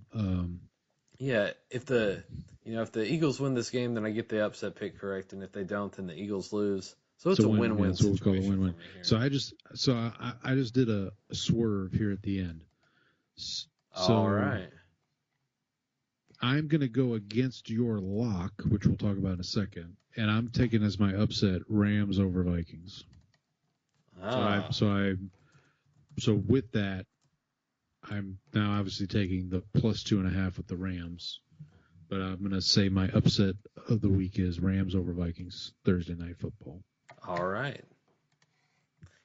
Yeah, see, that's one, and when I'm looking at these, I've been considering I'm using the survivor picks that I'm making for the ESPN. I've been using those as my lock of the weeks lately. And so I think the Lions were one of the ones that I would have considered, but I've already used them. Oh, okay. But Minnesota just, I think coming off a loss, they're going to be, kind of invested to try to bounce back there. So that's where I'm going. So you mentioned this already. Our Jerry, it's a lock. Picks of the week. Oh, Jerry, it's a lock. Kramer, you've had this thing under control for almost 3 years now. Like I said, you said you're going against me. I'm going to take the Vikings over the Rams on the short week. Part of the reason I went Rams over Vikings just for the fun of my upset is your lock kind of thing. So right. What the hell? And speaking of what the hell, let's figure out what lock is here. Should I just go against the Saints again? Maybe. Why not? I've gone against the Panthers a few times already for my lock of the week. Man, well, this is gonna sound bad. Basically, I'm looking at what team do I not want to jinx. Like if I say, like I could go Chiefs Raiders, but like I don't really want to jinx the Chiefs. I don't want to be responsible for.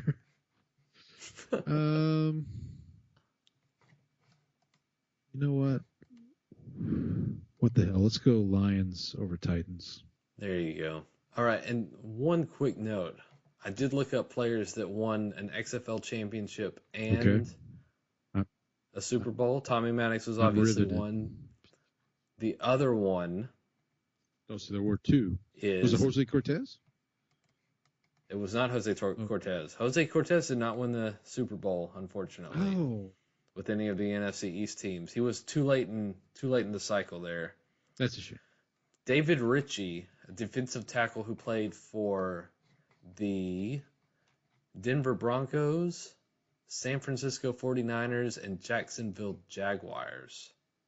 So he won a Super Bowl with the Denver Broncos in 1997. Yep. That's the Elway. That would have been the first Elway Super Bowl. Yep, correct. And then, There's also another player who technically kind of won. He doesn't count. He's not on Pro Football Reference because he was only on a practice squad in the NFL. Bobby Singh, who also won a Grey Cup. Nice. Well, Flutie didn't Flutie win? I believe he did. And wasn't there a black quarterback who went to the XFL first? Was it Warren Moon? Walker? No, you talking about the Canadian Football League, not the XFL. Yeah, Canadian Football League. So there was Warren Moon went to the. Pretty sure he went to the Canadian Football League first. Let's see. We've really drifted far afield, haven't we? Edmonton Eskimos, 1978. This is Warren Moon we're talking about? Warren Moon, yes. But he never won a Super Bowl. I don't think. He never won a Super Bowl, but I think he did. Yes, he won a Grey Cup in. That was how he got in Edmonton. Because this was back when there were no African American quarterbacks in the NFL, so he had to go to Canada. And then that's when he came, and then I think didn't he play for the USFL too for a little bit? It doesn't say anything about the USFL on here. And then he ended up with the Oilers. Yep. So he went to Edmonton, to Houston, and then Minnesota, Seattle, and Kansas City. Yep. Yeah, I remember the Minnesota. That would have been right before Culpepper. He kind of handed the reins to Culpepper, and then that's because I want to say Randy Moss's first year in the league. Moon was his quarterback. Maybe or maybe not. I don't know. That's a good question. We'll have to save that for another episode. This has been a trip down random road by from Blessing Boys. Not even memory lane. It's just let's remember some guys. All right, Brandon, you got anything else you want to tell the fine folks before we sign off? No, I think that's it. All right. Well, until next week, I will be traveling this week. I've got be flying out Sunday. I'll be in Nashville. Conference for work. Yeah, I got some more. Got to go for an on-site meeting for work. So I'll be flying to Nashville on Sunday. So I'll be watching majority of these games from Nashville. Hopefully that brings us some luck this week. I will be flying in on Sunday, not Saturday, so I will not catch the UT Vanderbilt game, which is in Nashville. I am actually staying at the hotel. The hotel I'm staying at is like walking distance to the Vanderbilt Stadium. So when I get there Sunday, there could be some stragglers from the night before, maybe, depending on the outcome of the. Throw up your horns for me. Not around my wife, otherwise. Until next week, we'll see everybody next week, and happy football, everybody. Happy football.